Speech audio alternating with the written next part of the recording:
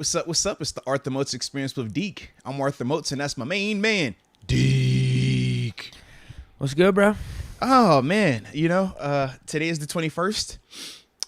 I'm not going to lie. I still feel like it's the 20th for you, boy, Really? It was one of them days yesterday. It was a great day. Good stuff. It was a great day, man. It was, like I said, it was my Super Bowl out there yesterday, man. I really embraced it. I indulged. I treated it like it was my first time ever. They say, act like you've been there before. I had never been there before. So I went all the way in, and yes, I still feel the remnants of it.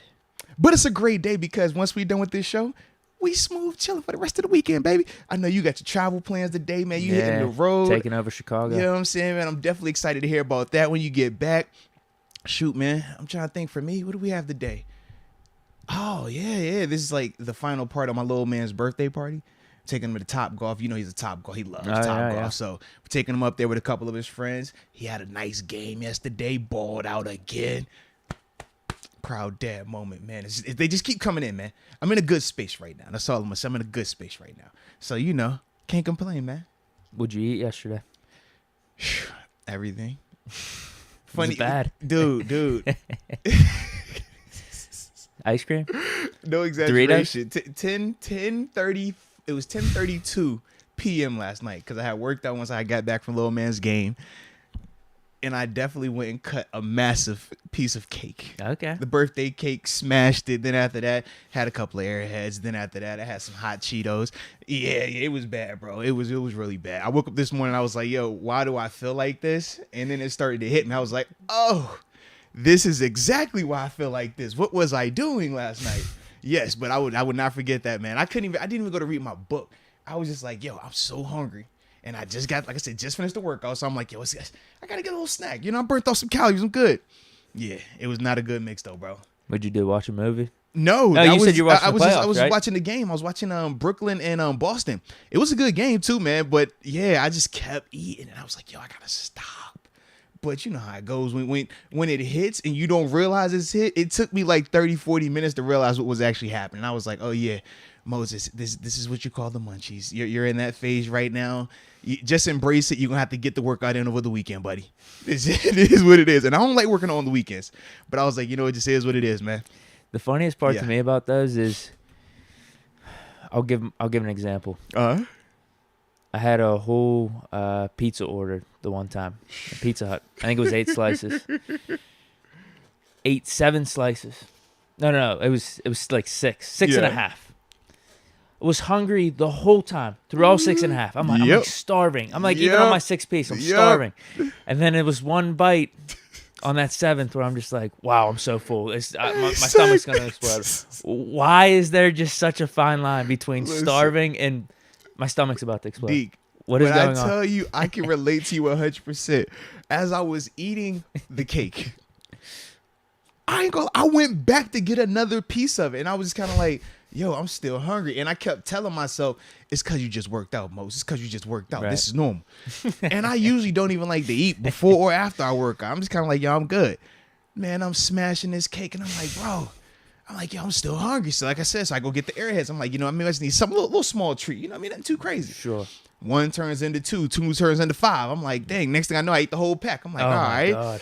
So then, like I said, oh my God. So then I'm like, okay, let me go get the hot Cheetos. This is worse than I thought. Yeah, I get the hot Cheetos and not the big ones because we got the kids. So because we packed the lunch. So we get the little small lunch size. So I'm like, okay, as long as I go get like 2 doesn't equate to like a bag.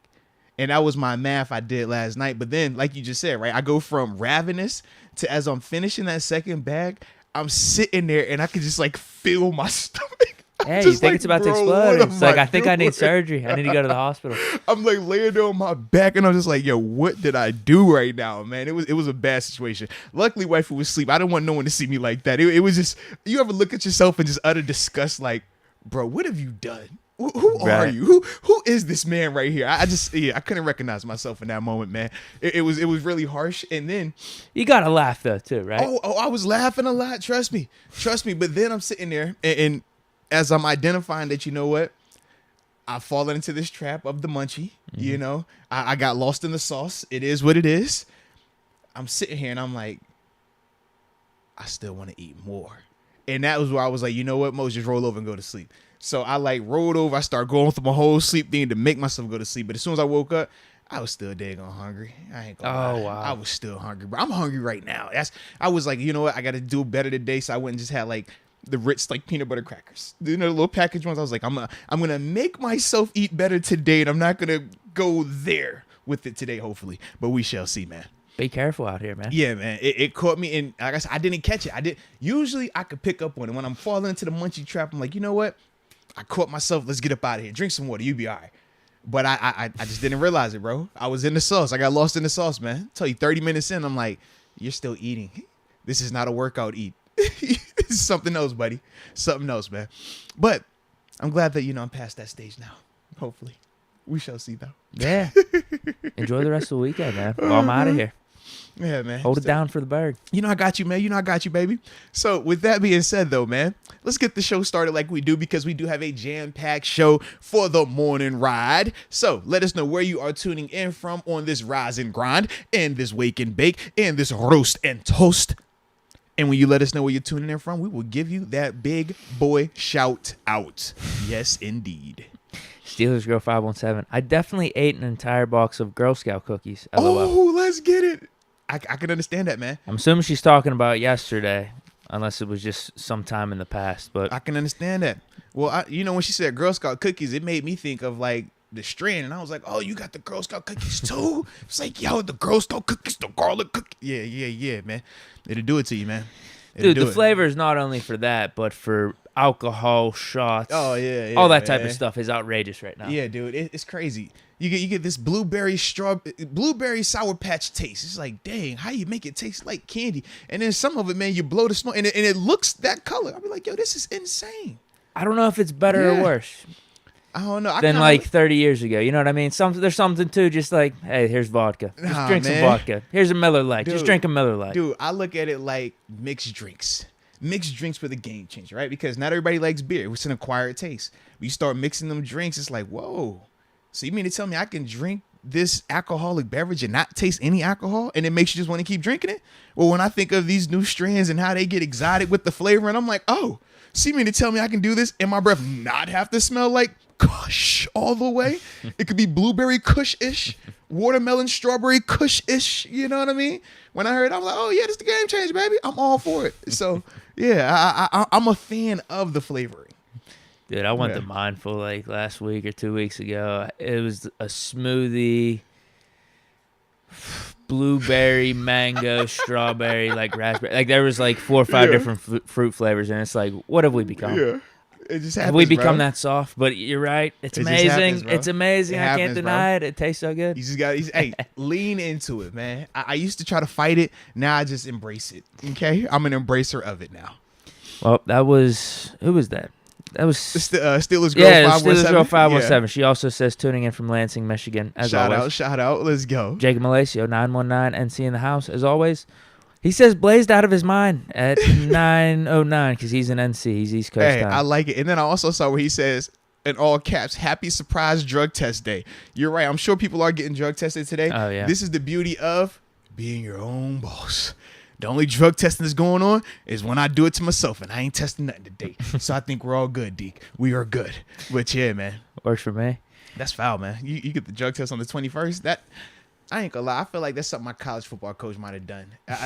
If I can remember back to like those times, was there like we take tests absolutely in college. Yeah, absolutely. But it was like real strategic. He would test like certain people, and it would be like he wasn't testing you. You were so good. No. I was one of the ones to get tested because I was always gonna be good. Oh, yeah, so it's like certain ones. You're right. You said you were clean. Yeah, certain ones like okay, so you go just I need one.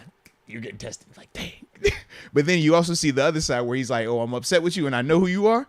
Oh yeah, I'm gonna test you. And you see them dudes walking around drinking them jugs of water. I'm like, oh no. How much advance notice he give? It's usually 24 hours. Oh, that's it. Yeah. Ooh, those drugs aren't gonna help you. No, you need like a week, well, and even right? At least. But even with that, they would get them because your urine be too diluted. It's too hydrated. So they're like, nope, too much water in your system. We ain't taking that. Bad sample. Yeah. So it was a lot that like went into it. Yeah, man. I got you. So it would save them a little bit. Right. Give them a little bit of time at least. Wow, that's funny. All right, we got Javi Berg, 420, says 213, L.A., California. Hey, shout out to L.A., baby. I likes it. I like it. Let'sburg 7. Mm-hmm. He says the 304 West Virginia. I'm not going to repeat some of the stuff he has here. Oh. But says, can't wait for the NCAA 14 Dynasty. I don't even see where. I'm trying to find where this was even at. So I'm not even repeating this one. He's in between two of official Momentum's super chats. Okay. He's a West Virginia fan. He's on my Twitch stream. He's going to be joining the NCAA Dynasty as West Virginia. So he believes in JT Daniels, is what you're telling me. Well, that, and he thinks he's going to beat me week 1 of this Dynasty, too. Well, I mean, I have been hearing a lot about you losing week 1s. That's what they're saying. It's a lot of foreshadow, but that's what I've been hearing. You know, it just is what it is. It's going to be an electric game. It is. Dynasty coming soon. End of May, middle of May. Uh-oh. So watch out. Now. Here we go. We've got I think we got 10 or 11 teams right now. Oh, serious? Yeah, West Virginia. We got a Penn State team, Ohio State team, Texas Tech, Texas, Oklahoma. There's a few. Michigan's in there, too. Okay. It's going to be fun. It's definitely going to be fun. Let's see who else we got here. Rianne Farber, 785, Northwest Kansas. I like it. Maddie Mack, 403, Southern Alberta, Canada. Oh, all right. Across the border then. And I know earlier, man, we had a cat in here from Korea, but I do not see his name up here. You know how to chat, it'll update on us and stuff like that. But either way, man, this was a vibe. So let's get this thing rolling. All right. Oh, and it started out. Looks like we got a new upper room member. Welcome. So with that being said, Mr. Robert Rhodes, welcome to the upper room. Yes, indeed. Yes, indeed. Player. We definitely appreciate your support, man. It means a lot to us and to this channel, man. Yes, indeed. I don't know why this one made me laugh, but Official Momentum with the first super chat says, Moats and Deke, what's up? Happy Thursday. # Friday Junior. Calling Thursday Friday Junior.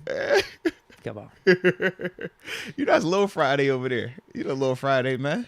He's got a good point, though. It is Friday. It does feel like Friday, but you still got that work day. Especially like if you're traveling up on a Friday or if you're going to take the weekend off. It's like, it is kind of like Friday Junior. It's like, I respect this a little bit. A lot of places will let you dress down on Fridays and stuff. Casual wear jeans. Friday. We got casual Fridays.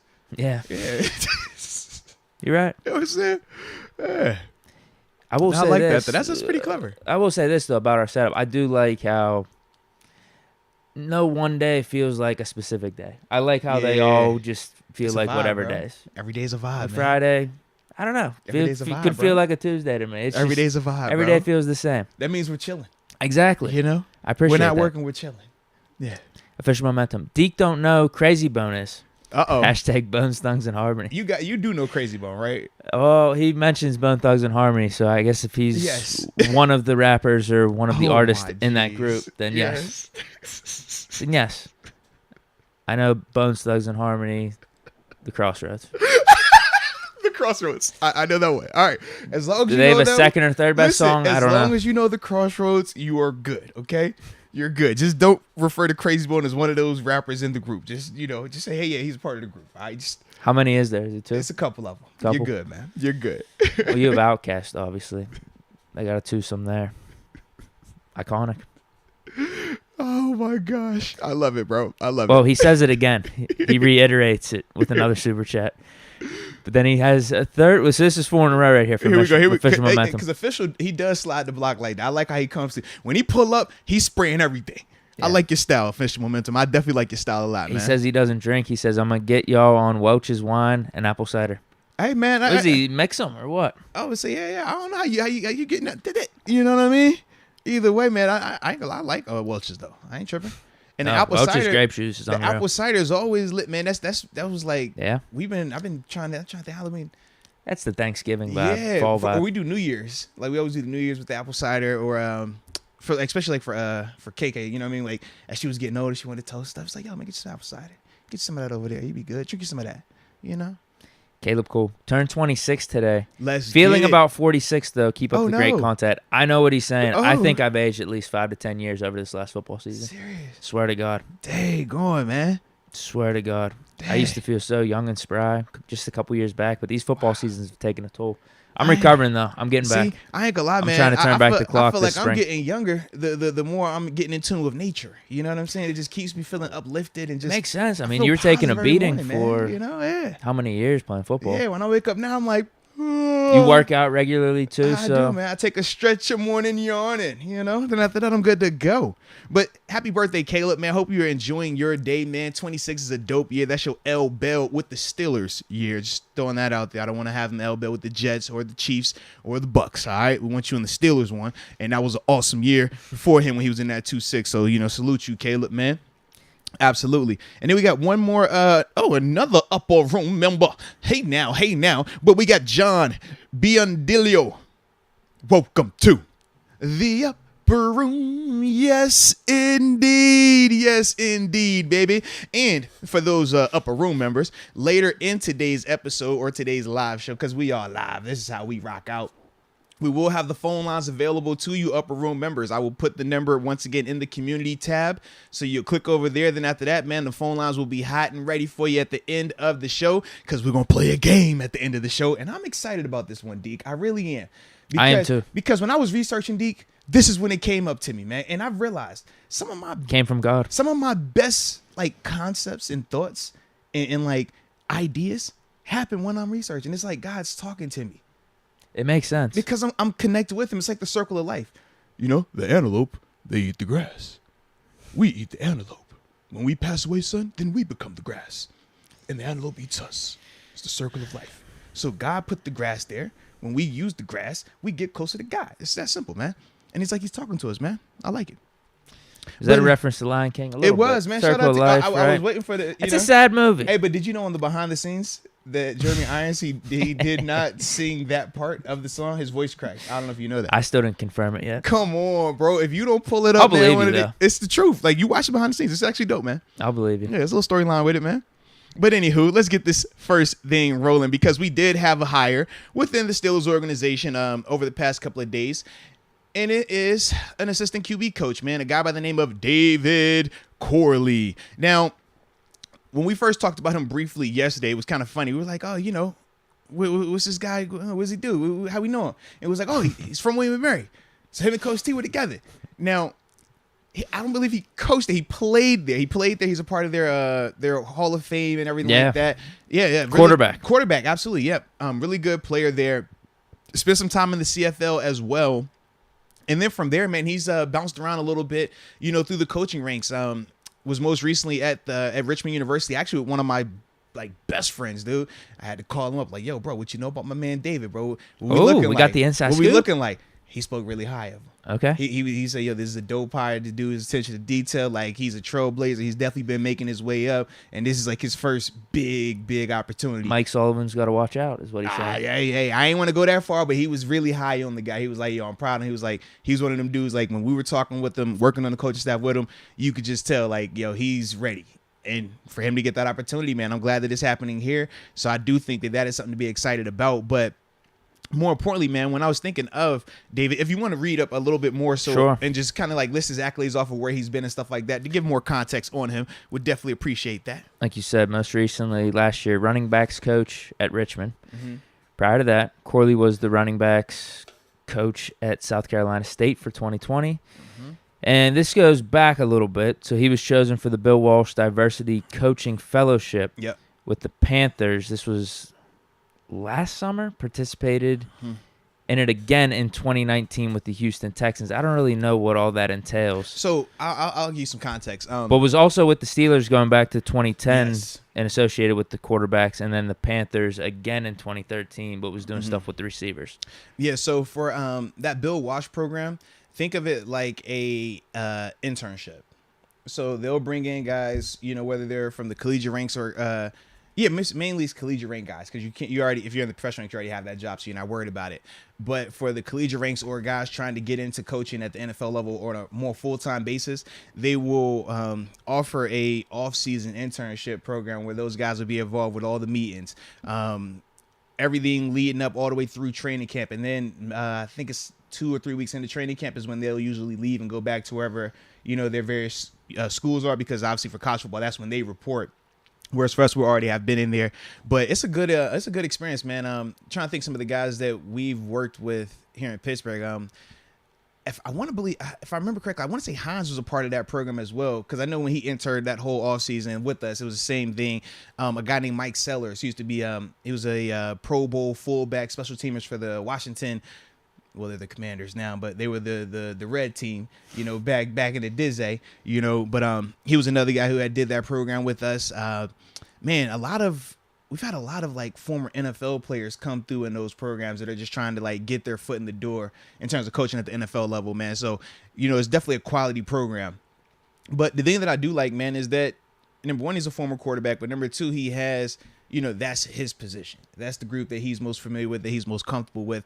And I mean, the fact that he's going to come in here as an assistant, and this is, like I said, before we even talk about the advantage to the Steelers side, I just like it for him more so because he's coming into this opportunity where we talked about, some of the amendments that have been made to the Rooney Rule and stuff like that to get, minorities in quarterback rooms, offense coordinator rooms, because that's the stairway or the easiest way to become head coaches and stuff like that.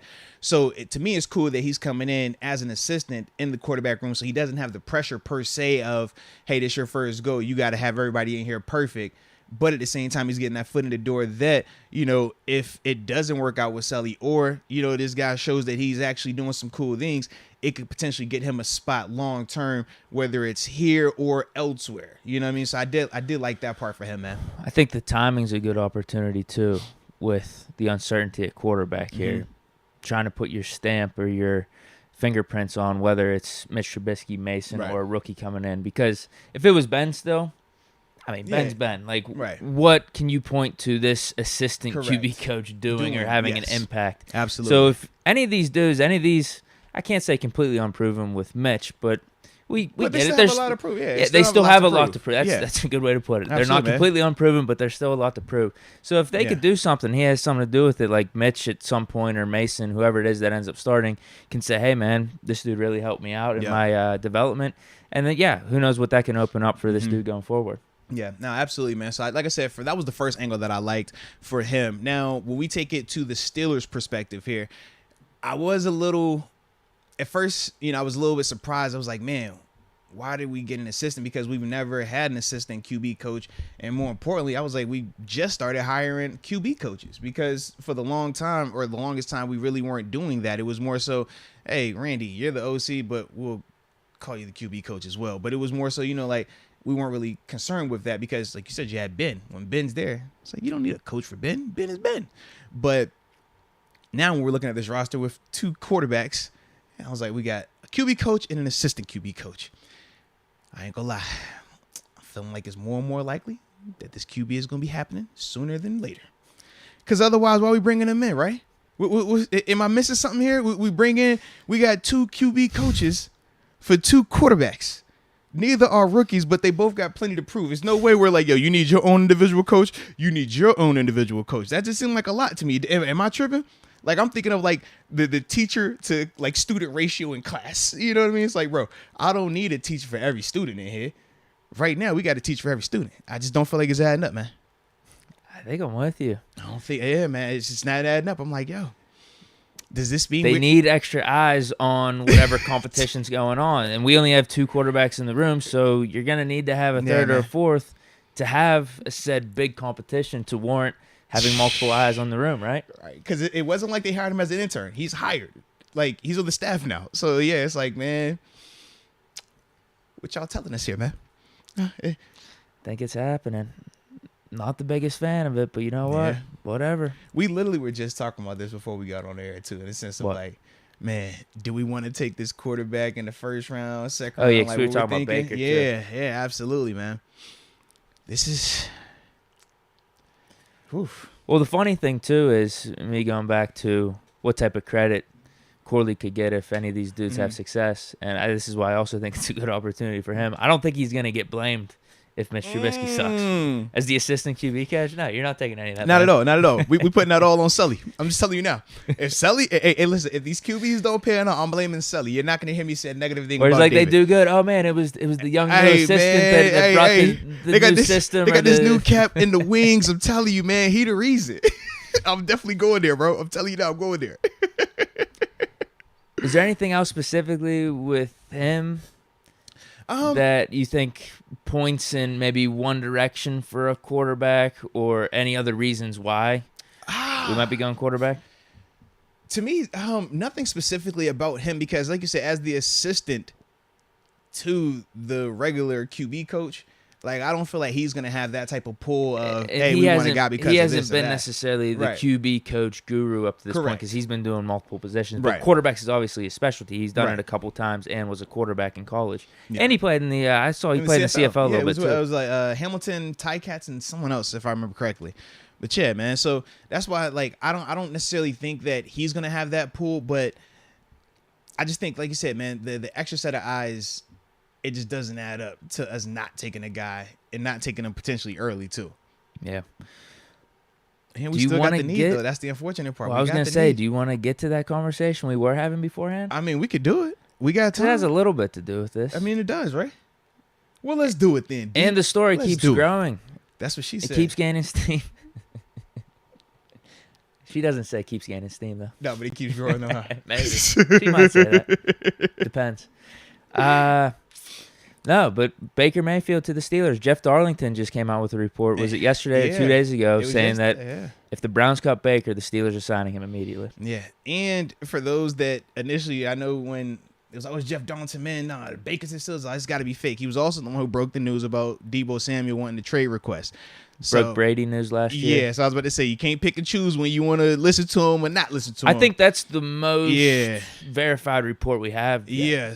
The one that you could actually be like, yeah, there might be something to this. Right, not a because local it's coming guy. From him. Yeah, it's coming from Jeff. Absolutely, man.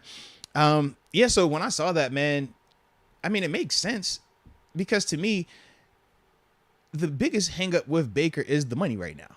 If Baker is sitting here on the open market, Baker is not worried about finding a job.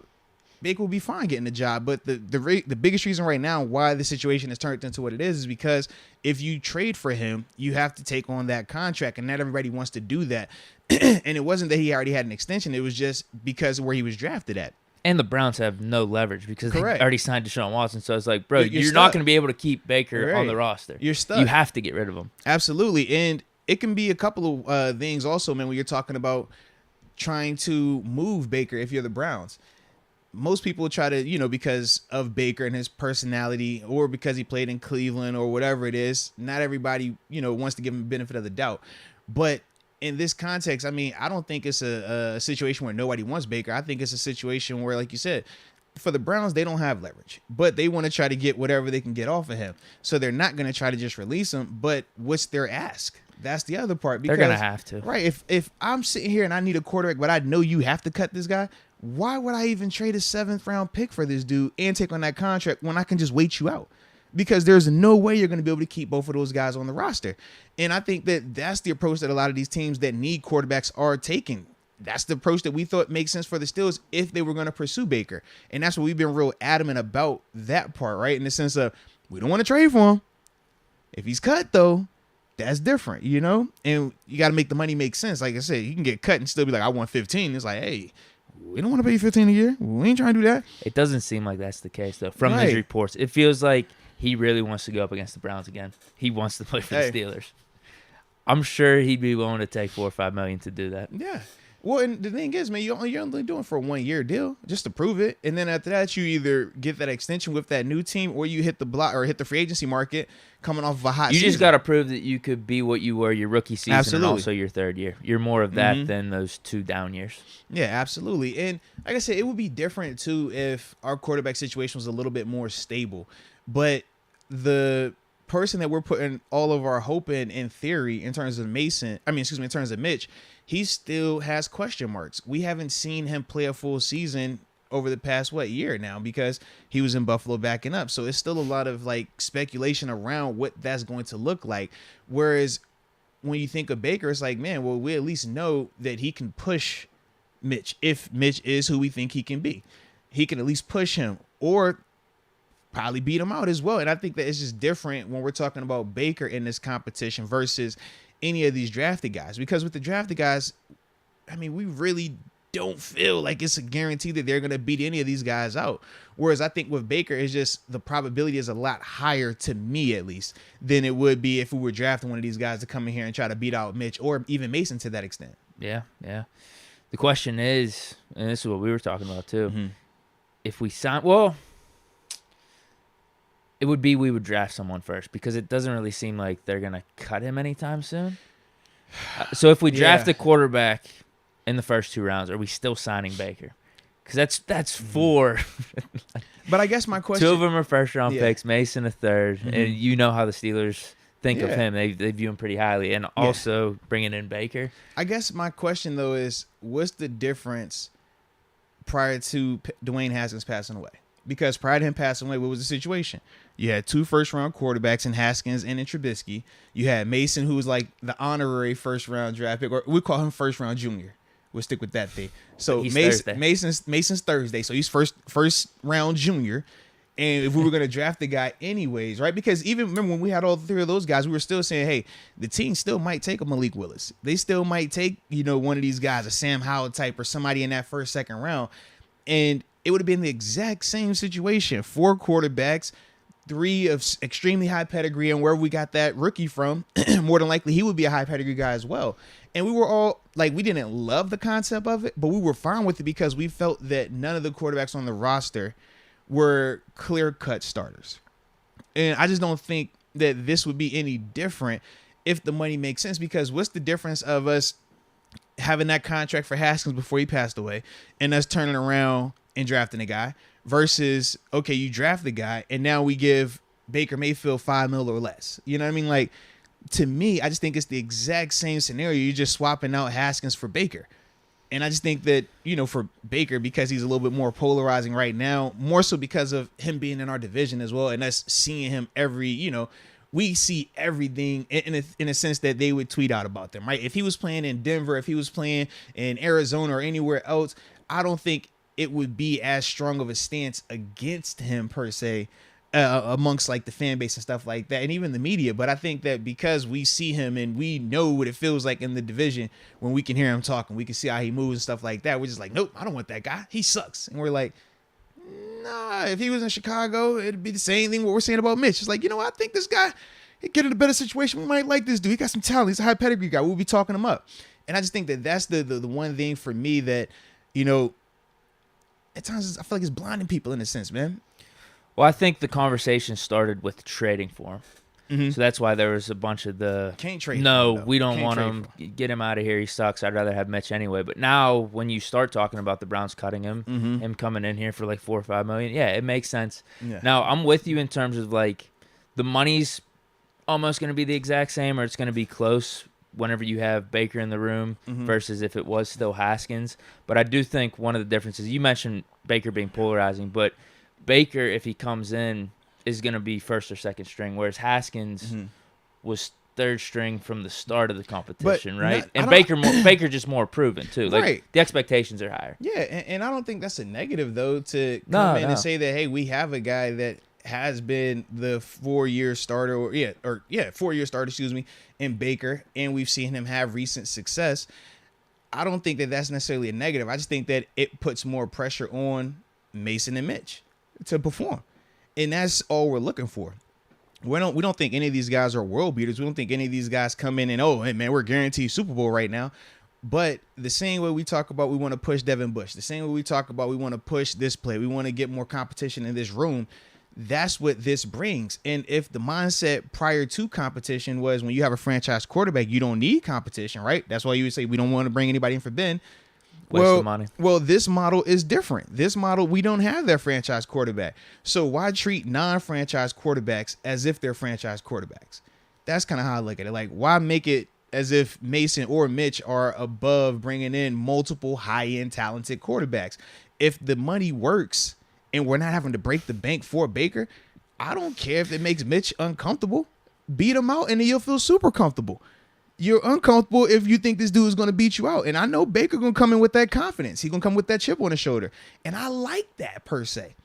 And I think, man, we would like it too, man, if he was playing for us and he was cooking. We would love it, bro. I'm telling you, it would be some of the most I don't know, some of the most. It probably would be. You know how, bro. Some of the most bro. electric yes, Steeler-Browns games we've ever seen this season. Just because during Ben's era, Browns were never good. Not at all. Now all of a sudden the Browns are up there. They got Deshaun Watson and the whole storyline with Baker Mayfield and how they spurned him like that. Spurned him. I said spurned him. I appreciate.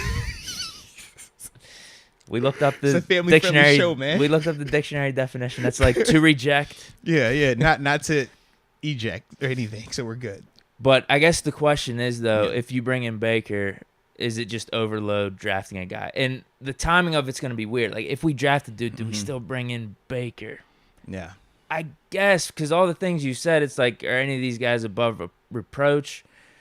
Mitch is on a short-term deal. Mason's only on a one-year deal, too. So maybe you are kind of having a future guy in the wings there. Because I was like, you're not locked into any of these dudes. And I don't even say if you bring in Baker that you do it and give him multiple years on this. Oh, hell no. That's 1 year prove it style. And I want it where, hey, it's a small amount guaranteed, if any. You know what I mean? Like, we're going to guarantee some portion of it, but making it in the sense of if you beat this dude out, you can have incentives in that contract, kind of like who? Mitch Trubisky's deal, right? It can go up to like 27 mil or something like that, right? But it's all based on the incentives. When you look at the guaranteed portion, it's not a lot guaranteed.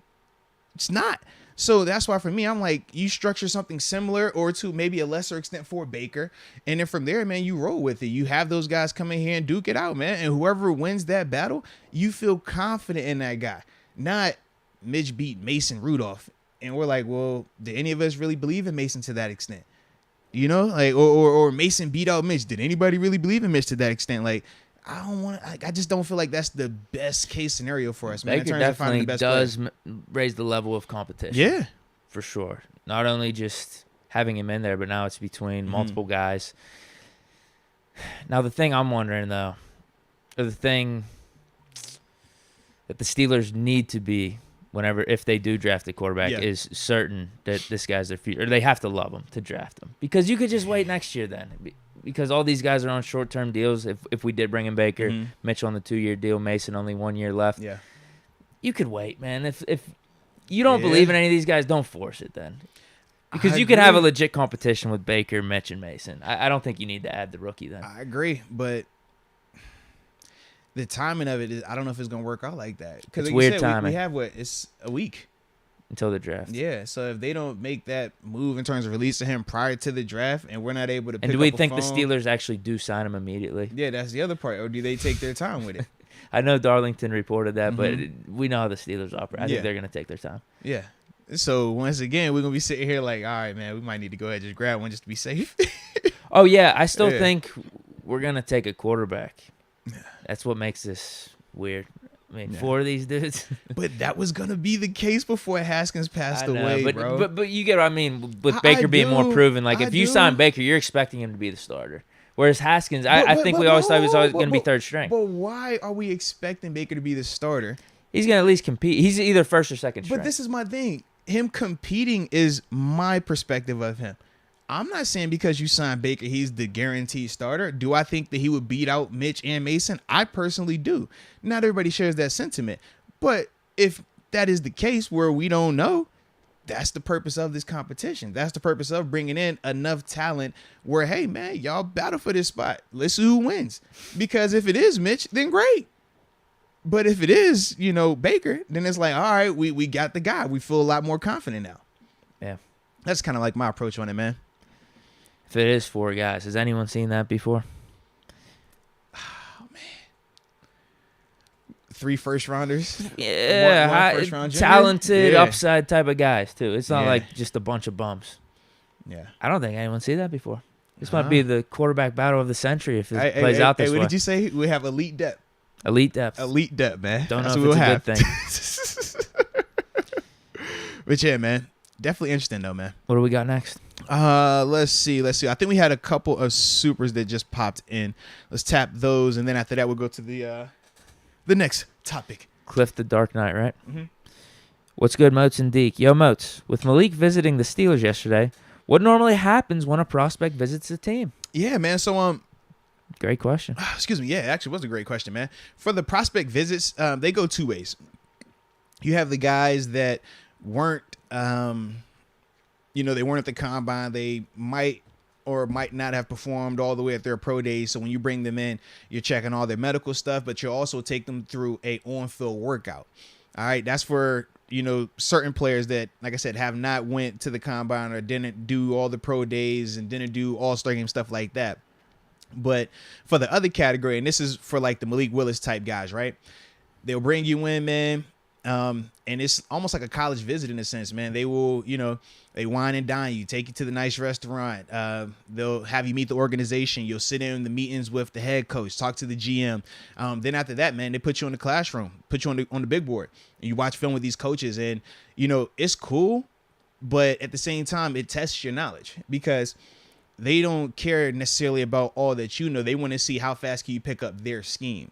So you'll be watching them, and it's like, okay, well, we ran this defense like this. And it's like, well, all right, this is how we run ours. You're at this position. What's your mindset right here? What you looking for right here? And it'll take you through like that. And depending on the coach, some of them, man, it's cool. But others, man, they try to take the intensity up. Like, I know for me, man, when I went to San Fran on one of my visits, Singletary, yeah, he was the head coach out there. And it was very, very intense, man.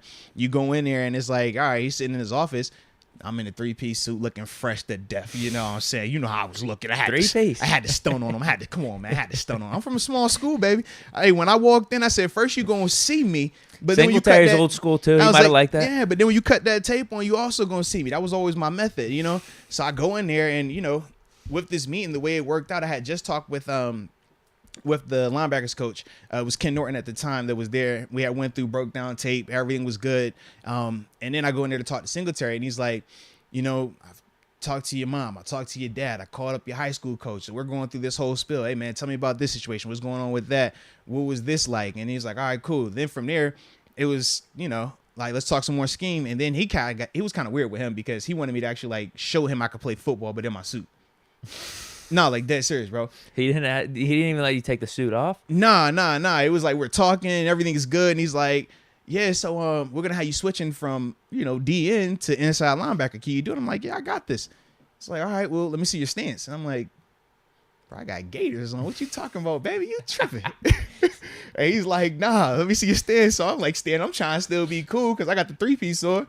And he gets up by this thing like, nah, it's got to be like, like this. And then you do. And I'm like, bruh, I am not trying to sweat. Do you not hear? This is my only suit that I got because I'm out of college now. I'm like, it's the only suit I got. And I got to wear this 2 more times this week because I got 2 more visits, okay? I ain't got time to be sweating. I don't have money to go dry clean this suit. This is not what we're going to do today. But yeah, like that was the mode with him. And it was cool, but it was definitely weird because I'm like, bro, if you want me to do all that, show up to a pro day, come to the combine. We can talk then, man. Like I'm not doing that in this outfit. But that's typically what happens on these visits, man. Like they're cool. Like I said, and it's not even like stressful either. It's super chill, laid back because they're treating you like, your top prospect because they only get 30 players that they can bring in on visits. So whoever they're bringing in, they have a certain level of interest in you already. So it is cool, man. But it definitely, they want to know a lot about your mental, in the sense of like, how fast can you pick up this scheme? What adjustments could you make? And they'll just put you on that board. And you'll be in there for an hour or two, just like, all right, yeah, I see this. All right, I'll go here. Okay, I would do that. And that's pretty much what it is. But it's a fun time, man. Well, we already talked about all the quarterbacks visiting, too. It's like, 6 or 7 of them? Mm-hmm. More signs pointing to us taking a guy. Yeah, absolutely, man. Let's go, UW.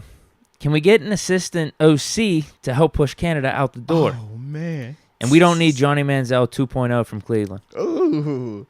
That's actually Johnny a little football. disrespectful. I'm about to Baker. say, don't Johnny football that, man. Manziel would have been good, though, if he just would have kept his act together. I truly believe that. Hey, man. I don't have a hard stance on it either way. My approach is different, too, because I actually was like here while he was there. So it was like, yeah, we don't like you. You're in Cleveland. Leave us alone. Oh, yeah. Yeah. I don't blame you. And I got fined over him, man. So, I ain't really a fan of that either. I know. You took his hat off. Chill, bro. It cost me some money. It's a good time, though, man. Yeah, it's a good hit. It's a good time. It's a good time. It's a fun time. Official momentum. Baker wins equals happy face. Mm-hmm. Baker loses equals toxic. Devil face. I could understand that. Baker wins. It's all sunshine and rainbows. We'll all be happy. Well, that's what the person was just talking about. What's this on ESPN? Someone was saying. Like Get Up, I think. Yeah. Yeah, Baker makes a lot of excuses, and Tomlin ain't about that here. Yeah. Does Baker make it? Yeah, he does. He's whiny sometimes. I don't like that. I don't know if it's necessarily whiny. I just think he's a truth teller. I don't think he fits the cookie cutter mold. Like, we want our athletes to be cookie cutter. But then when they're cookie cutters, we complain and say, hey, man, why won't you just talk? Why won't you just tell us how you really feel? And then you get a guy who tells him how you really feel. And now we're like, oh, he talks too much. He's too he's doing way too much, bro. No. I don't think we complain that much about a guy that says nothing, though. Like, no one's hating on Matt Ryan. Say, give us more controversy, right? I've definitely heard other people when they give you the same basic, oh, were you upset about that call? Nope, I was not upset at all. It's a part of the game. Man, I know he was really mad. Hey, when that guy dropped that game, when a touchdown, how'd you feel? Well, you know, it happens. It's a part of the game. And everybody knows, man, you know you was pissed. Tell the truth. What was really going on in your mind? People definitely say that.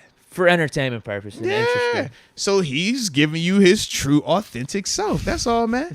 There's nothing wrong with being true and authentic. Maybe that's what brings him peace. Talking about his feelings. He's good for entertainment and interesting. Yeah, that's for sure. I don't know if it's good for the team he's on, though, the organization, but and winning games. But it's good for him, though, right? Because he's getting that off of his system. Think about this. When you have an issue. You're going to the... when you have an issue. the therapy would stuff you rather talk about your issue and get it off your chest, or would you rather keep it in and let it fester? Not to the media. Not to the media. That's what I'm saying. That's your outlet, though.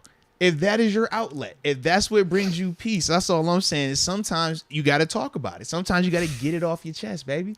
And I just think for Baker, he's like, you know what? This is my outlet. This is my chance to tell you how I really feel, and I'm going to control my narrative. And that was why when he talked about being hurt and playing through it, imagine if he never said that he was hurt last year. We would all be looking at him like, bro, you trash. Like, what you doing out there? But he was very clear from day.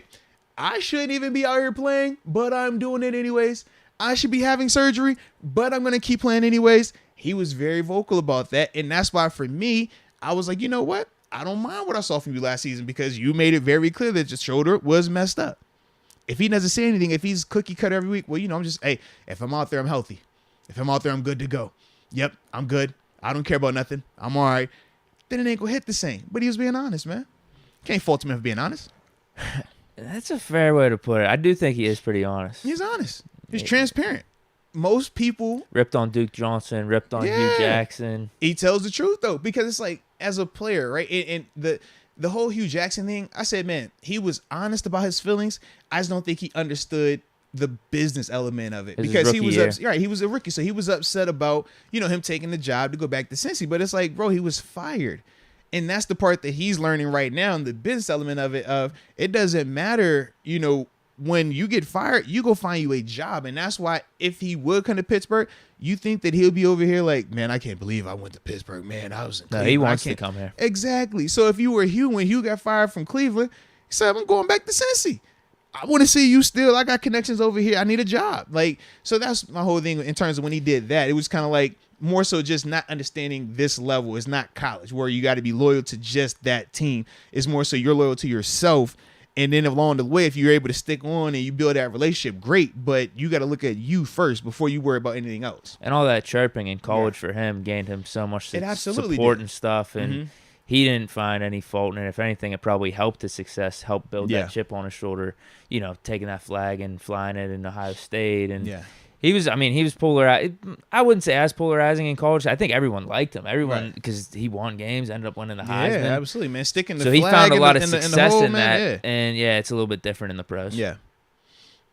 But that's what, I don't know. There's an argument, and I bet you a lot of Browns fans would say that's kind of like what they needed in that time frame for their team, for their organization. They needed some type of jump start. Yeah. But I still don't think he's like the long-term franchise guy that the Browns want or just any team. But who knows? He can maybe prove me wrong. If he's in the Steelers, I'll talk myself into it. I'll tell you that. Yeah, I guess because my thing is it's like, man, we say that he's not the long-term guy, but is Mitch Trubisky the long-term guy?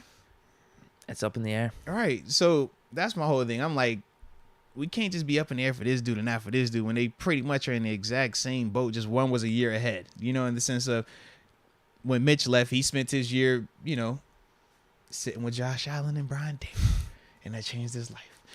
For Baker, he's trying to not have to sit behind anybody. He's trying to say, hey, you know what? I beat out the guy that sat behind Josh Allen and Brian Daboll. I beat out Josh Allen 2.0. I beat him out. You know what I mean? Yeah, that's all you need, man. It changes everything. John Malmeister. Deke, 7 said he wishes he could throw like Haskins. He did say that. He said that multiple times. Yeah, he definitely He said that in his tweet after Haskins passing too. Yeah. And he said it last year. He could throw the ball Through absolutely a car clean. wash. Be dry through a car wash. Yeah. I wish I could throw like him. He has extreme talent. He did say that. Yeah. 100%. Mike Tice. Is there any news on signing a strong safety, specifically Edmonds? I'd love for him to be back. No news. No news. You know just as much as us. But we do like the fact that you're on Team Edmonds because we're Team Edmonds over here as well, man. But yeah, I don't know, man. The closer it gets to the draft, the more and more I'm thinking that none of these safeties they're going to sign prior to it. They're going to wait it out and, see what that market looks like for them post-draft where it could be more robust from a financial standpoint, man, because then they'll have the leverage in a sense, man. So, yeah, I don't think any of them dudes going to sign right away, man. And we're still waiting on the homie Tyrann Mathieu, man. We got to see what he's going to do. I know he's taking visits. Saints? He went Saints, and I think he was talking with Philly as well. But outside of that, nothing concrete just yet. So we'll see, man. We shall see. That's it for the Supers. I like it. Hey, also, man, while we're getting ready to switch to the next topic, make sure you hit the like button, ladies and gents, man, because y'all know YouTube loves that. And it's also a sign to let people know that y'all rocking with some good quality content. But more importantly, we just appreciate y'all doing it because it's a cool thing when y'all hit the like button. So make sure y'all hitting that. And if you're not subscribed, stop wasting time and subscribe, baby. All righty. But this next topic, man, was more of a league topic, man. But Deebo Samuel, he made the headlines everywhere yesterday when it became official that he had requested the his brother trade tried telling everyone. You on right. Facebook. You're definitely right. You are definitely right.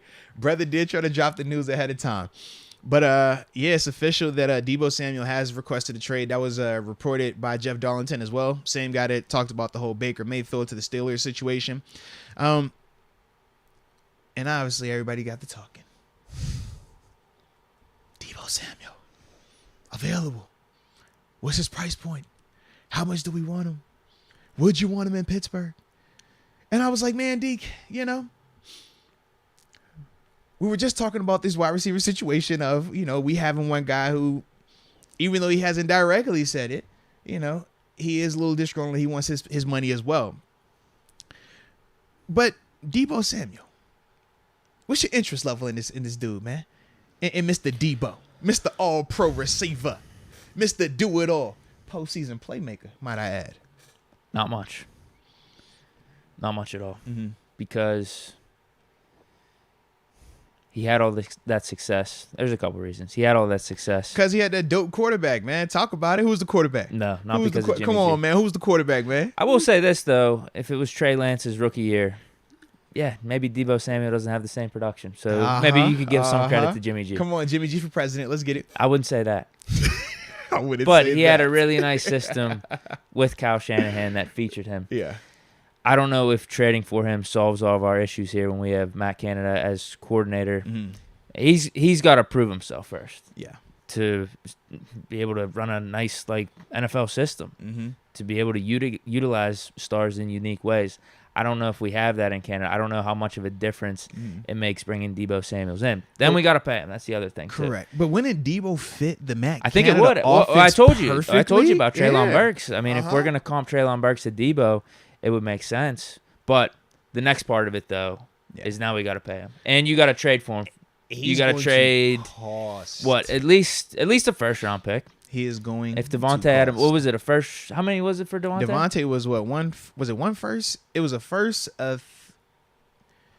Because they had to pay Let me him double after check. that. I want to say it was a first and a third, maybe. I don't know. Check that out. Yeah. I want to say it was just the first, but we'll just say we're gonna have to trade at least the first round pick, maybe even a little bit more for Deebo, and then we got to pay him. Up the money. How much you pay? Because he want what? He's 25 or 30? He's gonna at least want 25. He's got to be. Yeah, he definitely wants 25. So if we're talking about Deontay Johnson, and our hesitancy to pay him $15 million, but we're just gonna go ahead and trade for Deebo Samuel like that and pay him 25, and I think this even goes back to the hesitancy to trade for any receiver like Deke Metcalf. Yeah. Although, man, Deke, I just feel like he's on a different level. But anyway, with Deebo Samuel, the production isn't even if you actually look at this, the production isn't that crazy different from Deontay Johnson. He fit a different But you're role. talking solely wide receiver.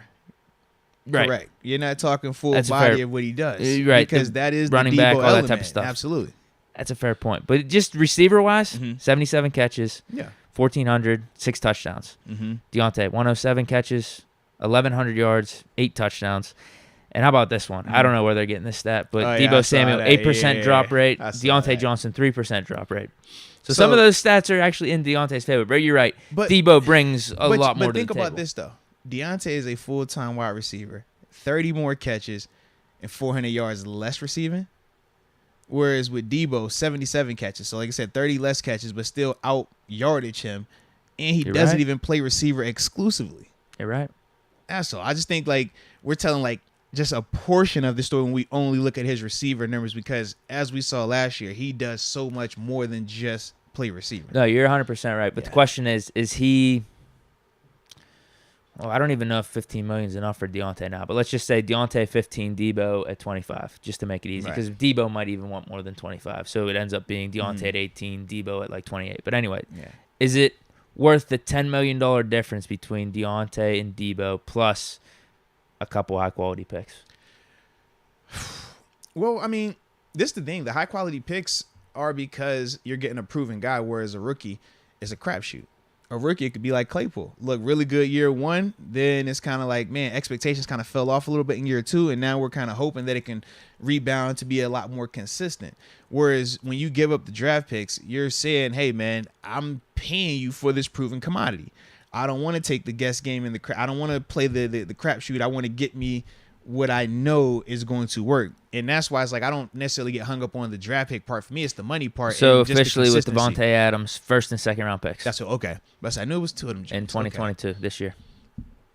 Yeah, that's my only thing, man. It's like you were saying something. What would you say? It's more so the money. I'm hung up on the money part because to me, Deebo's style of play, if he's just at receiver, I mean, the receiver numbers alone, I mean, 1,500 yards or 1,400 yards for him. Dude, 1,400 yard receiving season is still that's a dope season. That's unreal. That's a dope season. And you're telling me he did that with less than 100 catches, 77 catches. So I'm like, well, what if he did get 100 catches?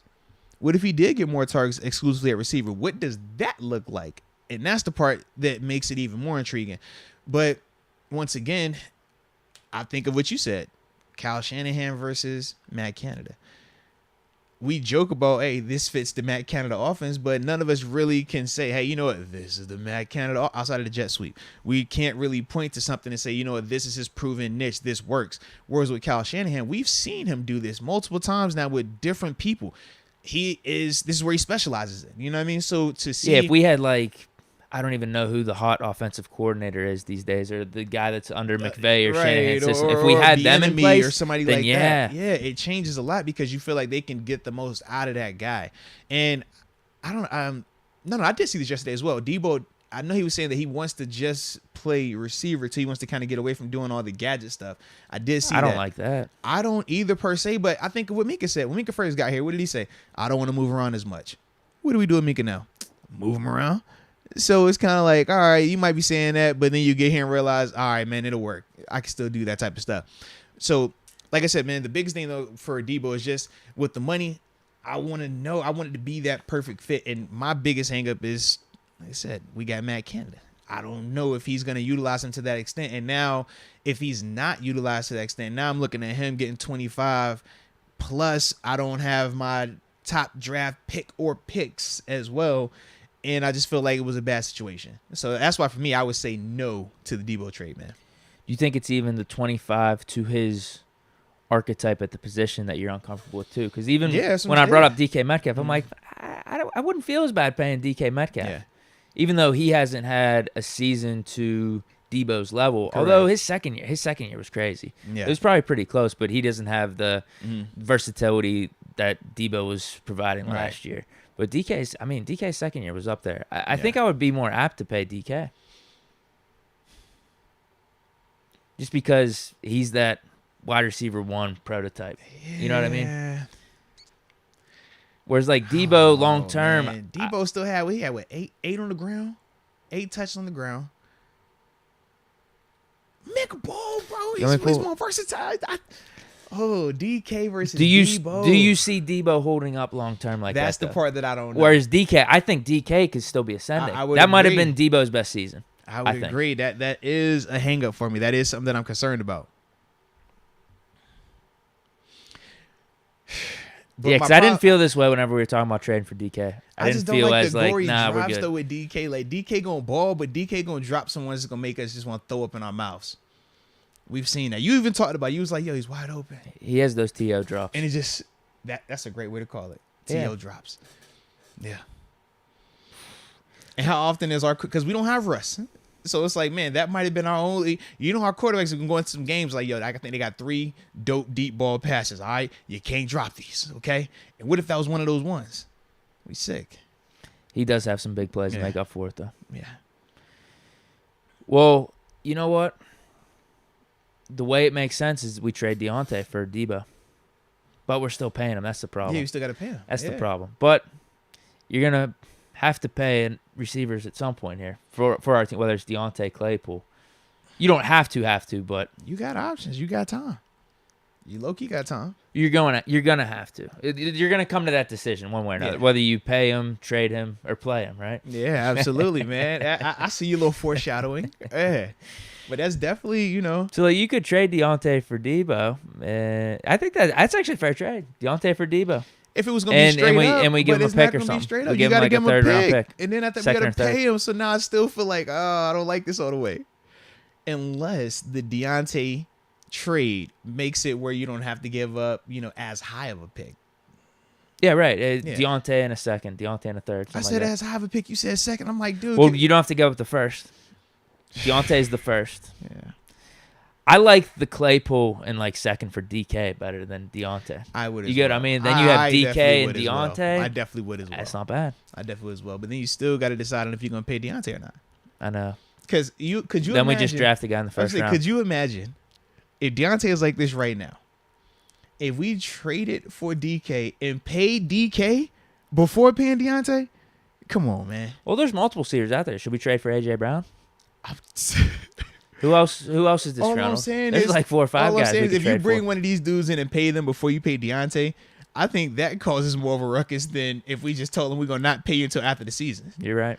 Because it's like, bro, I'm homegrown. You drafted me, and you're not gonna cut the check for me, but you'll get this dude from around the corner, and he just showed up here. Now you want to give him the ring? And oh Deontay, man, come on, bro. Off the top of my head, arguably had a better season than DK last year. Listen, bro. Not in total for their careers, but just last year. That's a tough one to deal with. Baby. Let me see what DK did last year real quick. What's your projections? For who? Oh, yeah. He had 12 touchdowns, though.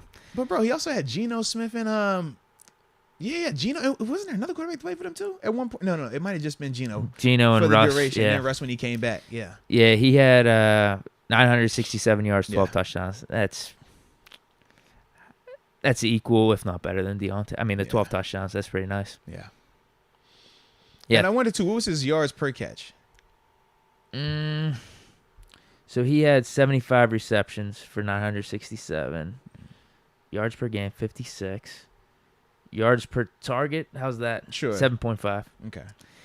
I'm telling you, his second year, though, the 2020, 1,300 yards, 10 touchdowns, 83 receptions, 10.1 yards per target. Yeah, so, like, it was more downfield. Right, that's what I was trying to get to. Yeah, he's up there, man. I mean, rookie year, 900 yards, 7 touchdowns. He's legit. Yeah. I wouldn't mind trading for DK. I like the DK. I would definitely be down for DK, but it would just have to make sense, man. I don't know how we pull that off. Claypool would have to be in the deal. Yeah.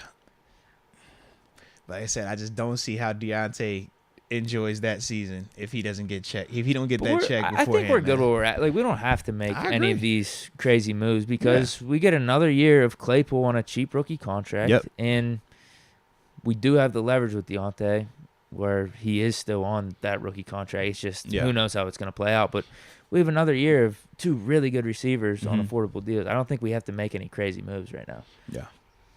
So, because Claypool could emerge. I mean, he could have a 1,200, 1,300 yard season this year. And that's the thing. That's like, we do believe he's capable of that. It wouldn't surprise any of us. We just feel like he has to take that next step of being more consistent. And that's just the biggest difference between him being a good player to tapping into that great player category. Because he's definitely shown the potential for that, man. Yeah. All right. We good with that? That was Deebo topic. We're both leaning kind of no then, right? Yes. We could pass. All right. So I'll read a couple of these super chats then. Yep. And then because it's about 10:05. So yeah, we'll get to these next two, which is just like the easy part of the thing, and then I want to start the make sure we, like I said, hitting these phone lines by like 40, so that way we got good 20 minutes to hear from the people as we play our little game with y'all.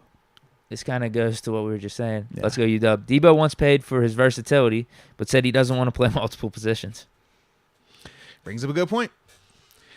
But the 1,400 solely as a receiver on 77 catches, that is pretty dang impressive. Mm-hmm. And that doesn't have anything to do with the running back stuff either. Like that's pretty impressive. R. Barley, 18. Why is everyone so high on Willis? One read, panic, and run.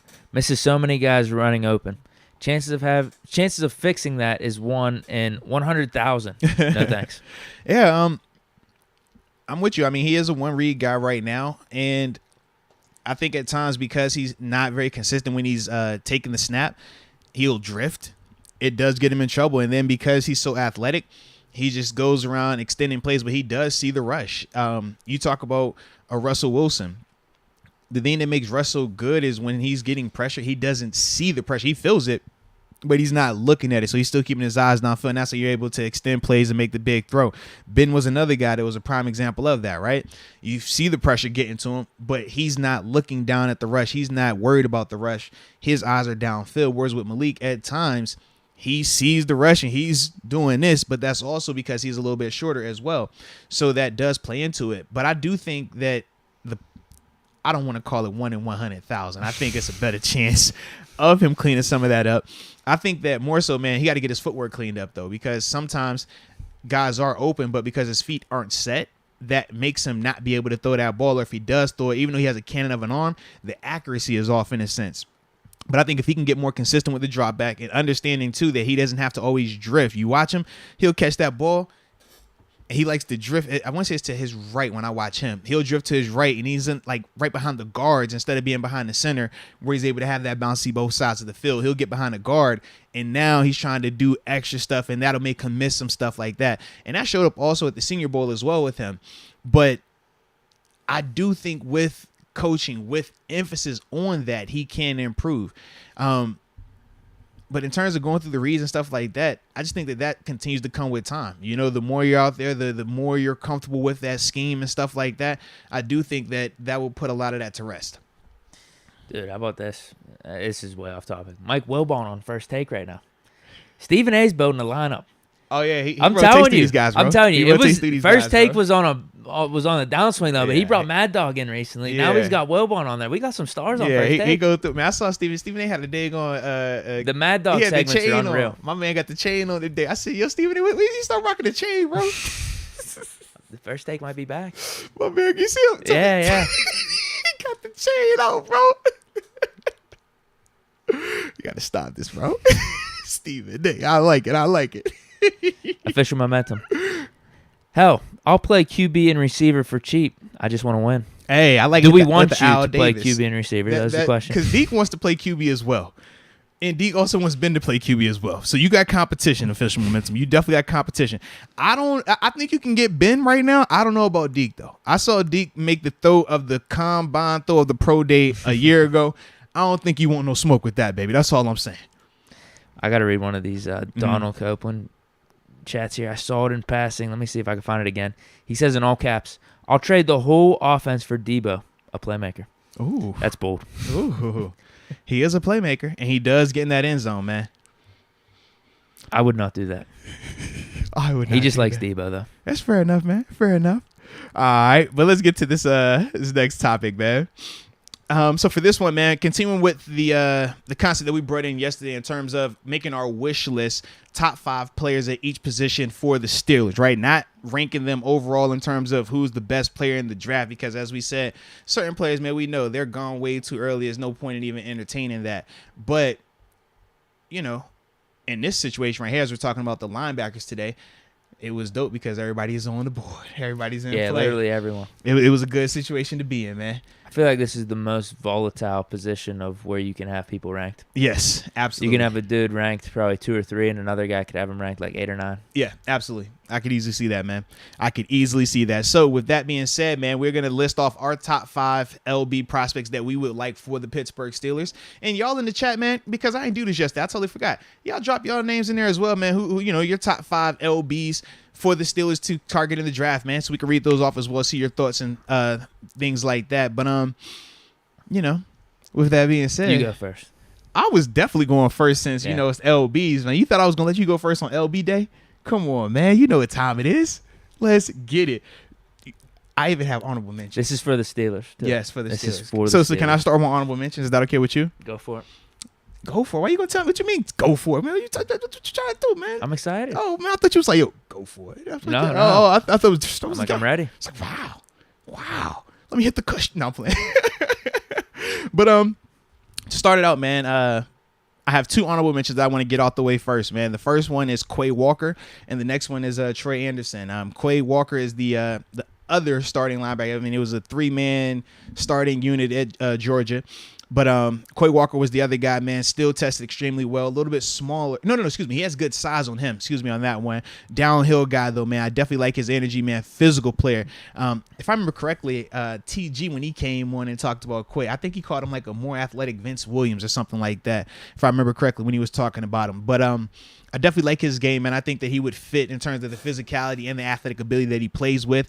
That's why I have him as one of the honorable mentions. Trey Anderson, the do-it-all guy from Montana State.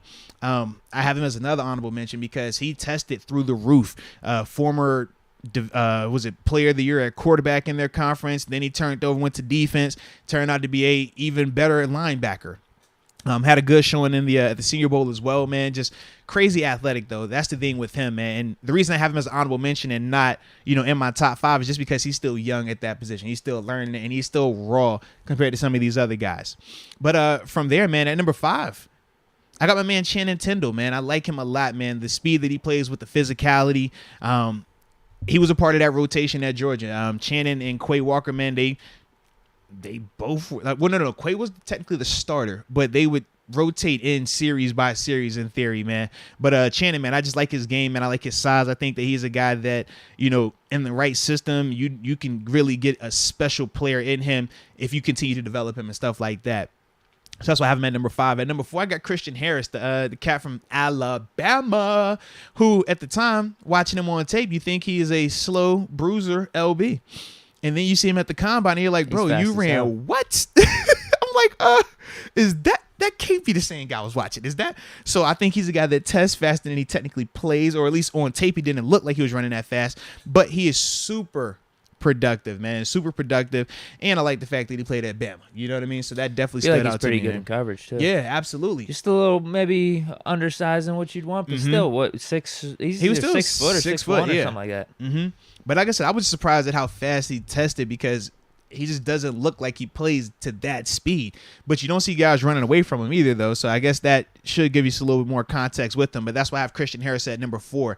At number 3, let's go UW. This one's for you, baby. But I had to put my man Chad Muma right here because I like his athletic ability. I like his range. 6'3", explosive athlete. You saw the numbers, man. The intangibles tested better than Devin Lloyd, which shocked a lot of us, But super productive. I think that he fits today's NFL in terms of that coverage linebacker, that off-ball guy that can play in space. He just checks a lot of that off, man. And he's a high-volume tackler as well, man. I like the guys that can cover and tackle, right? I don't want a guy that's going to be a liability on either part. But Chad, he definitely checks those boxes. That's why I have him as that number 3 guy in terms of, those LB prospects for the Pittsburgh Steelers. Then at number 2, I got Nakobe Dean. Ooh, this is an interesting list. I like Nakobe a lot. And I do think that, if the Steelers were to take him, I think that he is what we want Devin to become. Now, we know we still have our questions out about Devin in terms of if he can develop into that type of player. But Nakobe on tape right now is that guy. I mean, they look identical in terms of when you just watch how they move and how they look from a size and weight standpoint. But Nakobe's just a more productive player. You can see the leadership as well. He was the leader of that Georgia defense. as talented as that defense was, with all those first rounders and high draft pick guys, with Nakobe, I just think that, man, he checks a lot of those boxes. He's a see ball, hit ball, sideline to sideline. He can blitz. I mean, he checks every box you want. I just have him at number 2 because he's a little bit shorter, you know. And like I said, he reminds me of Devin Bush in the sense of like that smaller, compact build and stuff like that. But then at number 1, man, I got my man Devin Lloyd. I think that, to me, even though he didn't test the best, I think that he knows how to play the game. He's a former safety. You can see the coverage ability. You can see just the ball savviness as well. He can rush the passer, man. He can play the run. You walk him up around the line of scrimmage, man. He's a super productive just athlete on the field. And for me, man, I think that, you know, if you're pairing him with Miles Jack, Lord have mercy, or if Devin Bush were to develop, and you're pairing Devin Lloyd with Devin Bush, now we got, you know, the Devins, the double D. Who don't like double Ds? Come on, man. It's the double D. You don't like double D? Oh, man. We might have to cut Miles Jack. You know what I'm saying? Or you want to jack the Bush? What you want to do? You know what I'm saying? You ain't feeling just let me know. I'm trying to follow where you going with this thing. That's all. You know? But I would like the double Ds. I would like Devin and Devin. As soon as we draft Devin Lloyd, you got to cut Jack. Man. You got to cut Miles Jack. Yeah, man. Hey, Jack, you got to go, man. You can't jack this Bush. All right, baby? We rolling with the double Ds. I just think that Devin Lloyd, though, man, like, he's definitely my favorite linebacker besides Chad Muma. Let's go UW besides Chad Muma. But Devin Lloyd, to me, is my favorite linebacker in this class right now. And the fact that we have a potential to get him makes me even more excited compared to when we were breaking him down initially, and it was like, man, I don't think this dude is going to last to us. This does make it a lot more intriguing. So that's why that's my top 5, man. Once again, Channing Tindall at 5, Christian Harris at 4, Chad Muma at 3, Nakobe Dean at 2, Devin Lloyd at 1. And I did see Malachi ask about Leo Chenal. That's what I was going to ask. Where's he at? Him as well. He at? Not even on the honorable mentions. Well, because I only went 2 deep on the honorable mention. He would have been the next guy up. I love the fact that when he ran a lot faster than I was expecting. Absolutely. He ran a lot faster. And he does have the most size of the group. I like that as well. I just think that the guys that I listed, they're just, to me, I like them better in space. And with today's NFL, it's a space game. You got to be able to play in space, or you got to be able to rush the passer like a son of a gun. And Leo can definitely ball out. But to me, I just think that these guys would fit what the Steelers defense is trying to do a lot better than Leo. But trust me, you're not hating if Leo comes here, man, you're still going to love him because he could still bring that like physicality and that like. You think he's not going to translate well into coverage in the pros? Is that well, what it is? If he was playing in a different defense, I think he would be fine. But we match up so much. It's man. And that's the part for me where I'm just like, I don't know how well he would be able to live, you know, playing a man scheme like how we do. If he's going into a scheme where I think he's able to do more just eyes on the quarterback, traditional coverage, like when we say cover 4 and cover 6, and it's like traditional zone for the linebackers, I think he would be fine in that. And then you only match him up when you get an occasional cover 1 or a fire zone, right, when we're blitzing and stuff. But in our defense, everything outside of cover 3 is man. And it's just like, man, if you're not ready for that type of action, it can hurt you. It can expose you. And we've seen at times when our linebackers aren't up to par with the man-to-man stuff, how it gets exposed and it hurts the defense. So that's why I didn't have him in terms of my top 5 for the Steelers. Interesting. Yeah, but that's just my perspective, man. But what say you, my partner? No, because I'm with you. I don't have him in my top 5. But that's man, you gonna give me that? And I wasn't this year. It was in the chat. I saw it in the chat. No, though, well, man. I was gonna say that's the interesting thing. I'm looking at some other people's rankings online yesterday. Yeah. Some people have Leo Chenal at number 1. Mm-hmm. Some people have him in the top 3. Yep.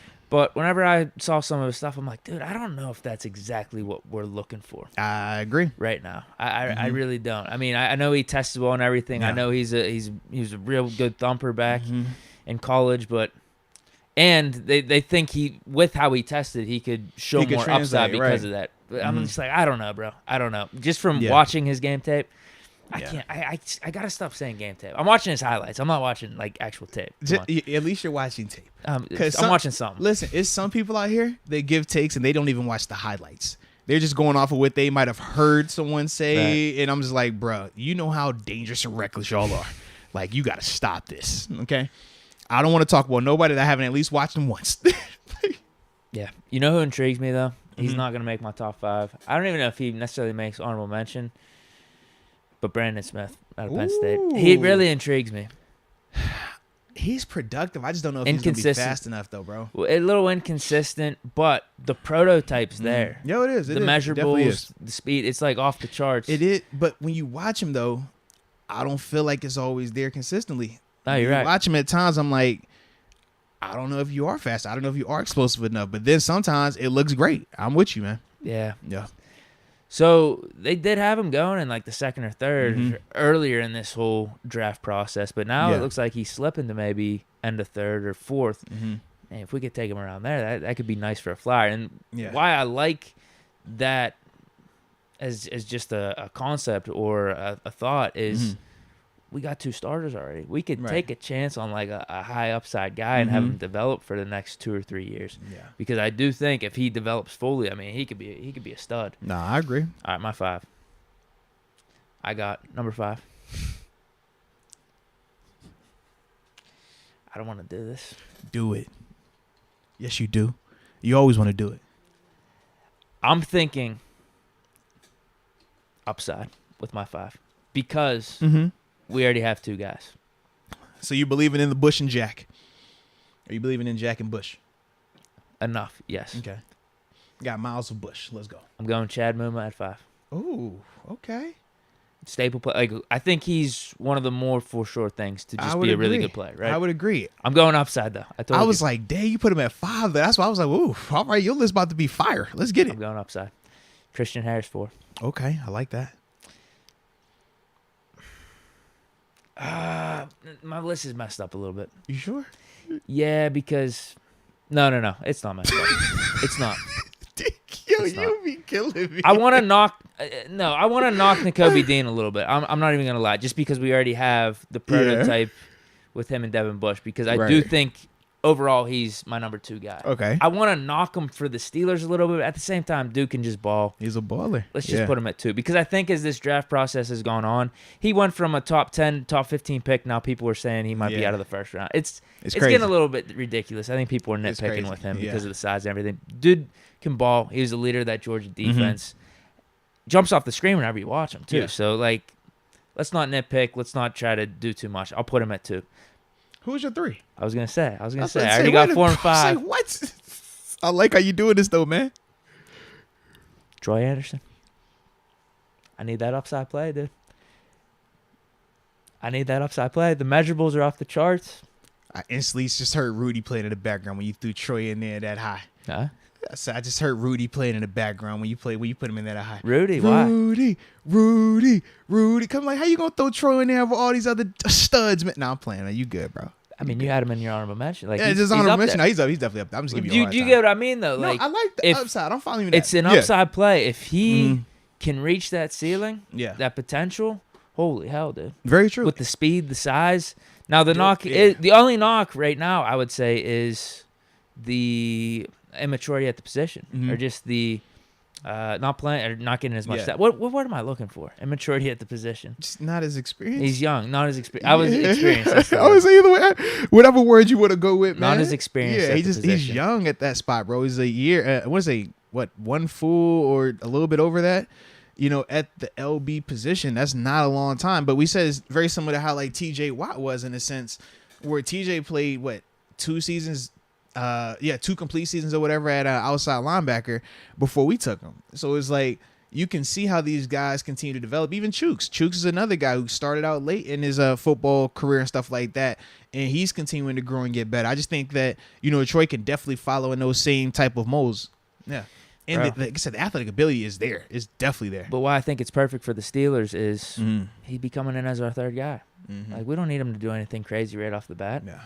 Have him develop. And who knows what he could be year 2, year 3. He could be an absolute stud for us. So that's why I like him at that 3rd spot. Let's just try to go for that upside play. Okay. And he's proven to be a good linebacker. No, he definitely has. Yeah. He's just a bum, just complete project. Right. Hey, he's a combine where it's like, no, you cut the tape when he was definitely productive. You watch him at the scene where he was productive as well, man. Yeah. So 2, Nakobe Dean. I already mentioned that. Yeah, and obviously Devin Lloyd, number 1. I think he's the best linebacker. He's the guy that I won in the first round. He's one of my top 3 picks that I want between him. Yeah. Jameson Williams and Jordan Davis. And you know what else I would say too, going back to Devin Lloyd, I do think it's a difference between guys that test well, like fast guys, and guys that actually know how to cover. Because I was happy he tested bad because now he's dropped to us. He was going to go in the top 10. Because when you watch him, he actually understands how to cover, and that's the former safety background.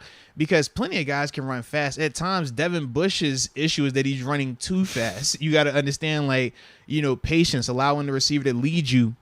In some instances, man, and understanding McFarland of the defense. Yeah, knowing where your hope is, knowing when to undercut, when to burst on certain things. And it's a feel thing. It's not necessarily, you can run fast in a straight line, because when these guys are running routes, they're not running in a straight line. They're up, they're breaking across, they're stopping, they're going back and forth. So you got to understand the route tree, understand the defense and where the strengths and weaknesses are and how teams could attack you. And I think once he gets that concept a little bit better and he's more comfortable with it, you'll see him be a lot better in coverage because he has all the athletic ability. But to me, Devin Lloyd, he's already ahead in that vein. I think that he just understands how to be patient in coverage. He understands the routes, the concepts, very similar to what we say with Chad Muma. It's like, man, these guys just know how to cover. And you either know it or you don't. You can develop it, but it takes a little bit more time. But I just think that, man, those guys are a little bit further advanced than Devin is in that vein just right now. And part of that is because Devin has missed time with the injury. You need to be out there so you can get that feel. It takes time because sometimes these dudes feel like they are flying. And you're like, bro, I got to go. And it's like, nah, man, look at how this dude's running. Them knees are up. All right, he's gone. But if them steps are getting choppy, you got to start feeling that. You got to know, hey, man, he's not going vertical anymore. He's about to sit it down or break left or right. Get ready to anticipate that pick aside. I just think that, man, once he gets that concept down, we'll see him take that growth. But until then, that's why I like these other guys a little bit better. Yeah.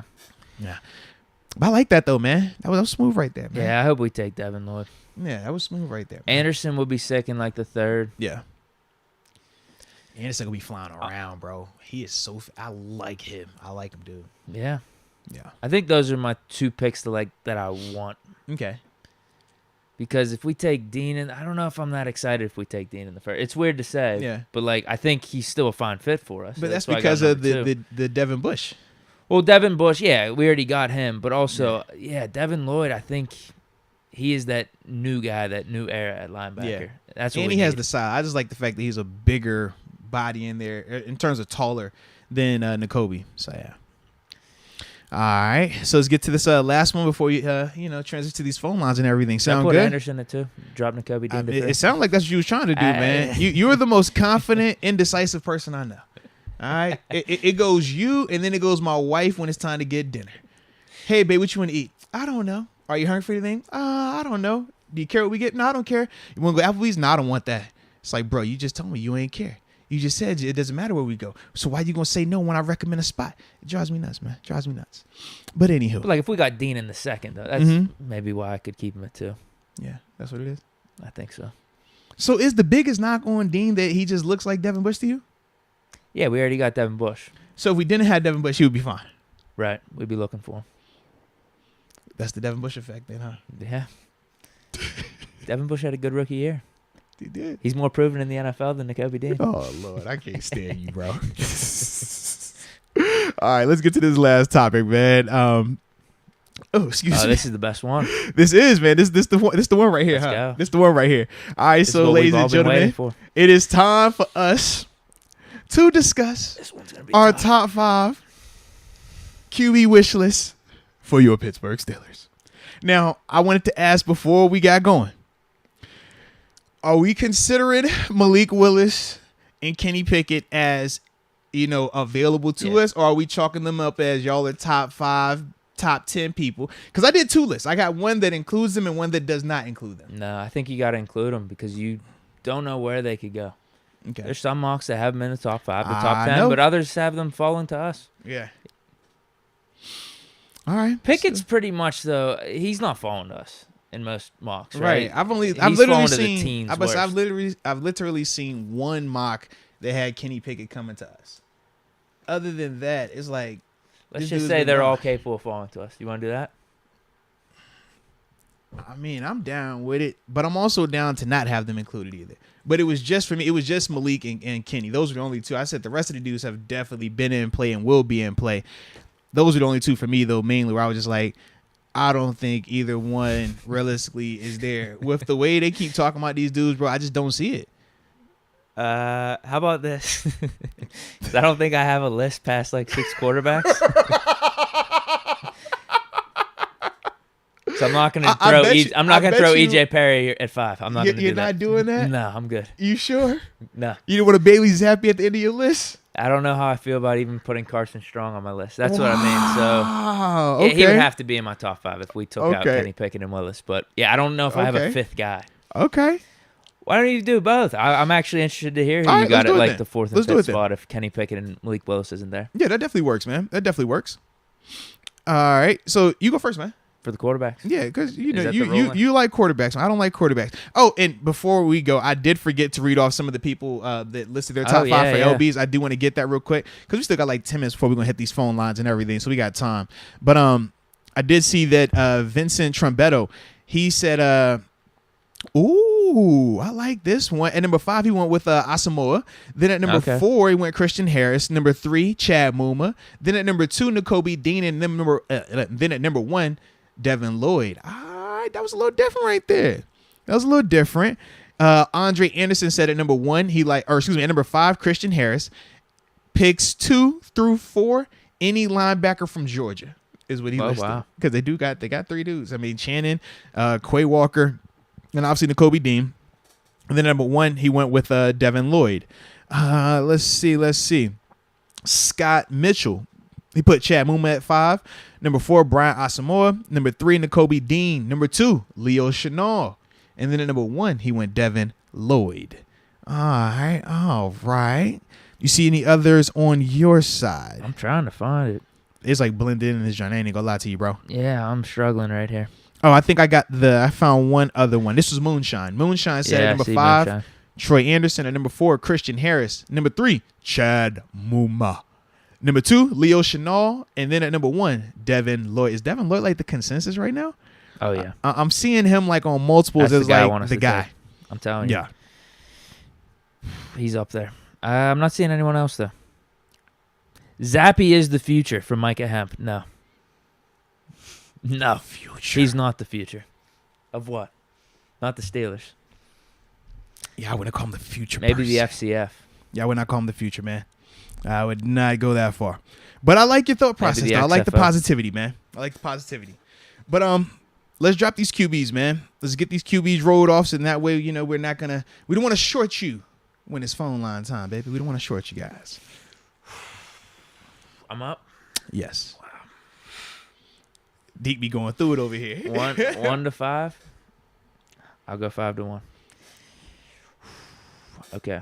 Even my 4 and 5 stuff, man. I believe in you, man.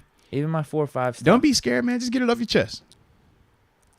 Because I feel like Ritter is the safer prospect. Mm-hmm. Has the better measurables than Howe. Mm-hmm. But there's also a reason that Howe was projected to be a top 5 pick before this season. Scared money don't make money. That's what they say. And I like how Howe throws the ball. I do think he's got some pop in his arm. And he's pretty mobile. Does he use handstands or no? I don't think he's needed to. We haven't heard anything about his hand size. Okay. This is tough.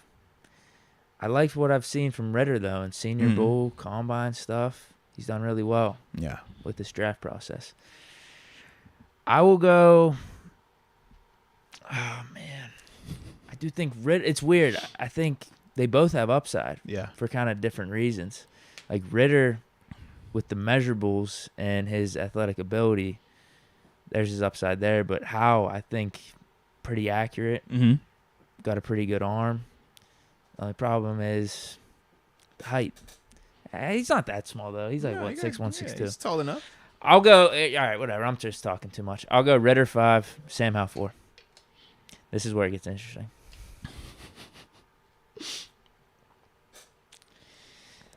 Deke be giving these lists like he taking the SAT, boy. Like, hold on now. Whew. All right, number 5, I think I got. No. I think it's this guy. No, but wait. But it could be this guy. No. I think it's this one, man. You gotta just breathe and let that thing fly, baby. Come on, man. Big Deke energy, not small Deke. Malachi big says Deke energy, up man. Ben at 1. Oh, Ben's Lord. re-entering the draft. Oh, Lord. Got this new prospect, man. He's a little older, but I think he's got talent. Not a lot of upside, but his floor, hey, Hall of Fame caliber. All right. Okay. This man, Had the best college football season last year at quarterback. Okay. Here we go. Was snubbed at the Heisman. Here we go. I knew he was about to drop a Bailey Zappi reference. Let's get it, man. Forever in debt to this man. Carson Strong. Let's go, man. Who you got? For reinvigorating a dead program. Not a dead program. It was dead. It was definitely dead. A program that's been snoozing a little bit. I can't say dead because we've had some like 8-win seasons. It's been knocked out. It's been sleeping. Well, obviously, I'm talking about Pitt. Yeah. So I've been saying this whole offseason, he's been number 2 in competition for 1. Mm-hmm. But I like Corral's upside. Oh, okay. There's the whole TikTok that says, I got to put me first. I got to put me first. Mm-hmm. As much as I love Kenny Pickett, I got to put the Steelers first. Oh, no. And I think Corral's the better fit, so I'm putting him 2. I'm putting Kenny Pickett at 3. Oh. Malik Willis at 1. What? I like it, player. I like it. No, that's clean. I'm thinking about the Steelers here. That is clean. Any honorable mentions on your list? No. I don't have all that. No, that 5's good. Okay. Carson Strong would be honorable mention. Okay. There you go. Yes, I had 2 honorable mentions. Carson Strong was one of them. But then I also liked the cat from Alabama A&M, Akil Glass. I liked him a little bit more than Zappi and EJ Perry. I thought that, the size that he had, the arm talent. I'm just glad you found someone instead of those 2. Yeah, well, at first I was going to say EJ Perry just for the sake of. I was like, it's always EJ Perry. Just give us EJ Perry and we're good. But I was like, I do like the Akil dude a lot, man. The more I keep watching him, the more I'm becoming a fan of him. And it'll be interesting to see, how his game translates when he gets the opportunity at the professional level. But those were my 2 honorable mentions. But to start my list off, man, at number 5, I went with Sam Howell. I like him. I just think that he's a little bit small. That's my only thing. But he's not a baby out there. Don't get it twisted. But he does remind me of Baker. And that's the other part. I think that he's a little bit more athletic than Baker also. Oh, yeah. But to me, that's why he might have a better arm, too. Low key. I think he does. I'm telling you, that Senior Bowl, he had some pop. I was about to say, low key, I feel like, I'm like, he's definitely a better athlete. I do think he has a better arm than him as well, man. But Sam Howell kind of reminds me of Baker, but that's why I have him at 5. I think he's still a really good quarterback, just, smaller compared to some of the other guys. Then at number 4, I have Matt Corral. Whoa. I like Matt. Oh, no. I like Matt. Don't love him. Just don't love him. I like him, though. Athletic, can throw the ball. I like him, but I don't love him. You talking for the Steelers, Yeah. So for me at number 3, I got a guy that I actually do like a lot. Somebody that we've talked about a lot. Somebody that some might say we are high on in some cases, but it's Desmond Ridder. Okay. I have him as my number 3 guy for the Steelers because of the length, because of the ability to throw on the run. He's a proven winner, a proven leader. Played at a program where it's not a powerhouse, but he had them winning big games, playing in some major bowl games as well in the college football playoffs. To me, I just think that his floor is really high. I think that he comes in and you're going to still feel good about him. I think that it would still probably benefit him to be eased in and not have to be the guy day one. And that's why I do like the value of getting him in that second round versus having to take him in the first. But to me, Desmond Ridder that's my guy right now, man. I like him a lot. So that's why I have him at number 3. Then at number 2, I went with Deke's boy, Kenny Pickett. Oh, I thought we were going to get a Kenny at 1. From who? Yeah. Not a chance. I didn't want to put him on the list because I figured like him and Malik were going to be gone. But yeah, we got to hear your other list too. Well, no, because I told you. You already said your honorable mentions. I had him up there. Right. Okay. So for me, man, Kenny Pickett though he is the number 2 guy for me, man. I think that he has the highest floor of these guys. I think that he's proven that he can play. He's a winner as well. He is a leader, and I like the fact that he's not a young guy. The fact that he comes in, he's got that moxie. Yeah, and it looks like it though. When you watch him, he looks like an older person out there, and I like that part because it's not easy coming from college and trying to lead men, lead grown-ups. These guys he's going to be coming to talk to, older families, kids. It's different, like how you communicate with them and the level of respect that they command and demand, compared to the college element of it, man. But I do like the fact that Kenny is a little bit older, so you just associate that age with him being a lot more mature and being able to relate and communicate and lead those men in an easier way. So that's why I have him at 2. And then at number 1, it's got to be the most dude with the upside, or the guy with the most upside, Malik Willis. It just makes the most sense to me, man, in terms of if he is available, he is the outlier in this draft. He is the one of these quarterback prospects that is different, that has the cannon of an arm, has the athletic ability, and the crazy upside. The biggest question, though, is can you develop it? We heard, we were talking about him earlier in the Supers. It's like, what is the probability of him being able to get past the one-step read and trying to rely on athletic ability and extending plays? It's not always a bad thing because Lamar Jackson, it's taking him time, but he's turned that into a weapon in terms of how he can extend plays until he gets comfortable and sees somebody that he thinks he can get the ball to. So it can definitely work, but it's just more so, are we going to have the patience for that? And are we going to have the architect in place in terms of the offensive coordinator that can put together a plan and a positive offense to highlight his success and not, put him in a situation where he's going to struggle? But that's why I have Malik at number 1, though, for me, man, for the Pittsburgh Steelers. So I definitely like that, baby. Definitely like that a lot. Does your list change at all when if you're not thinking Steelers? Honestly, I think I put barely. Pickett 2 for sure. Like if I'm the Colts, I'd take Pickett over Corral. You know what I mean? I just think with the whole Canada, the RPOs and stuff, Corral could fit really nice. He could. So I'd probably put in general list. You don't think Pickett Kenny 2. could run that though? You don't think Penny could run some of that same RPO stuff? I think he could. That's what I'm saying. Yeah, I think he could, but I think we have a version of Kenny and like Mitch. You know what I mean? Oh, okay. Whereas like Corral could be a higher end version of that. Yeah, I got in terms of his mobility and running the ball, he's and even trucking some dudes. I mean, he's definitely he'll lower mobile. the shoulder. Yeah, I could definitely get you on that. That's what I'm thinking. Fair enough. No, that makes sense. Like I said, I can follow that, man. I could definitely follow that. I don't think anything else changes though. That would be the one thing. Malik Willis still with the upside at number 1 for sure. I mean, how do you not? You know what I mean? Like the upside is real.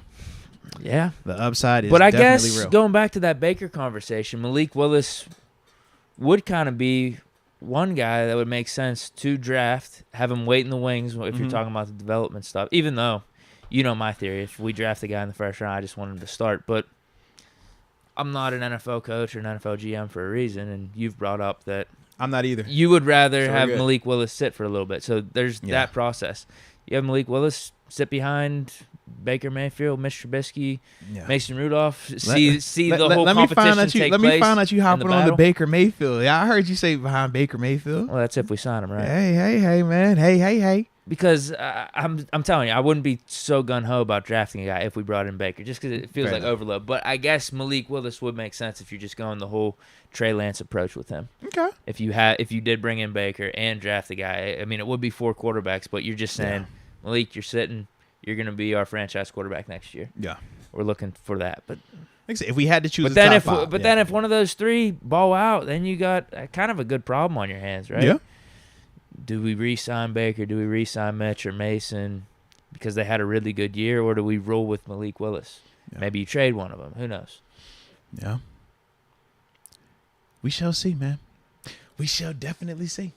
Yeah. So what do we got next? We doing chats? We doing phones? Yeah. So let's see. It's 10:42. We got 1, 2, 3. Oh, we got 4 supers. Let's run through those real quick, and then after that, hop these phone lines. Yeah. Oh, there might be more than 4. No, it's expired CG. Oh yeah. Oh, there's a couple upper rooms. That's what threw me off. Okay. Yeah, so we'll run through that real quick, and then we'll definitely open these phone lines up. He's throwing his mock in here. Number 1, Kenny Pickett. Okay. 2, Jaquan Brisker. Okay. 3rd, Kobe Bryant. 4th, Hassan Haskins. Okay. 6th, Connor Hayward. Gotta have him. 7th, Ryan Van Denmark. Cat from Connecticut, like him. Tackle. Malachi Carter. I like the list. You could tell this was one he just did by 82. himself, though, right? I'm giving 82. There's no way that this was like on one of those mock things. Pickett's not falling. Yeah, I was gonna say it's no way. But I like if it falls like that. I do like that a lot. I just don't know the probability of that per se happening. But dude, like you tapped the positions that we need as well, man. He couldn't resist the Connor Hayward pick. You gotta get him, bro. You gotta get. It's one of the 3, right? You know how we rolling, man. You better get your bloodline somewhere. And I definitely like that though, man. Cam Letson. What's up, boys? Been a minute. Happy to see you guys. Give me Jordan Davis or Olave round 1. # no cap. Now, we like both of them, man. We definitely been on board talking about them as well, baby. Official momentum. # Big Ben. # Mason. # Kenny. # Malik. # Fitzmagic. # Baker. Holy cow. # me. Fair enough.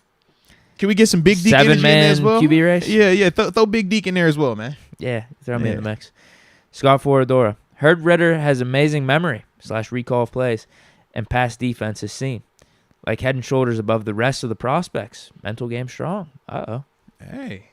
Maybe I got to bump him on my list. No, I do like that, though. Just remember the good plays. Or remember the bad plays so you don't make more bad plays. I skipped Let's Go UW, too. Oh, yeah. Speaking of our inside linebacker room, do you think Buddy Johnson could move to outside and beat depth behind TJ and Highsmith? Whoa. I don't like it. If this was a 4-3 defense, sure. But in a 3-4, nah, because Buddy's not a pass rusher. But Buddy's an inside guy, man. He's the one that we really don't talk about, though, man. It'd be interesting to see what his development looks like. Yeah, because the same way, I get high on a DeMarco Jackson from App State. It's like, what's the difference between DeMarco and a Buddy Johnson right now? And so, I'm definitely with you. But yeah, I don't want to put him at. I don't want to put him at outside though. Yeah, Butcher Bergen _Zofo11. Welcome to the upper room.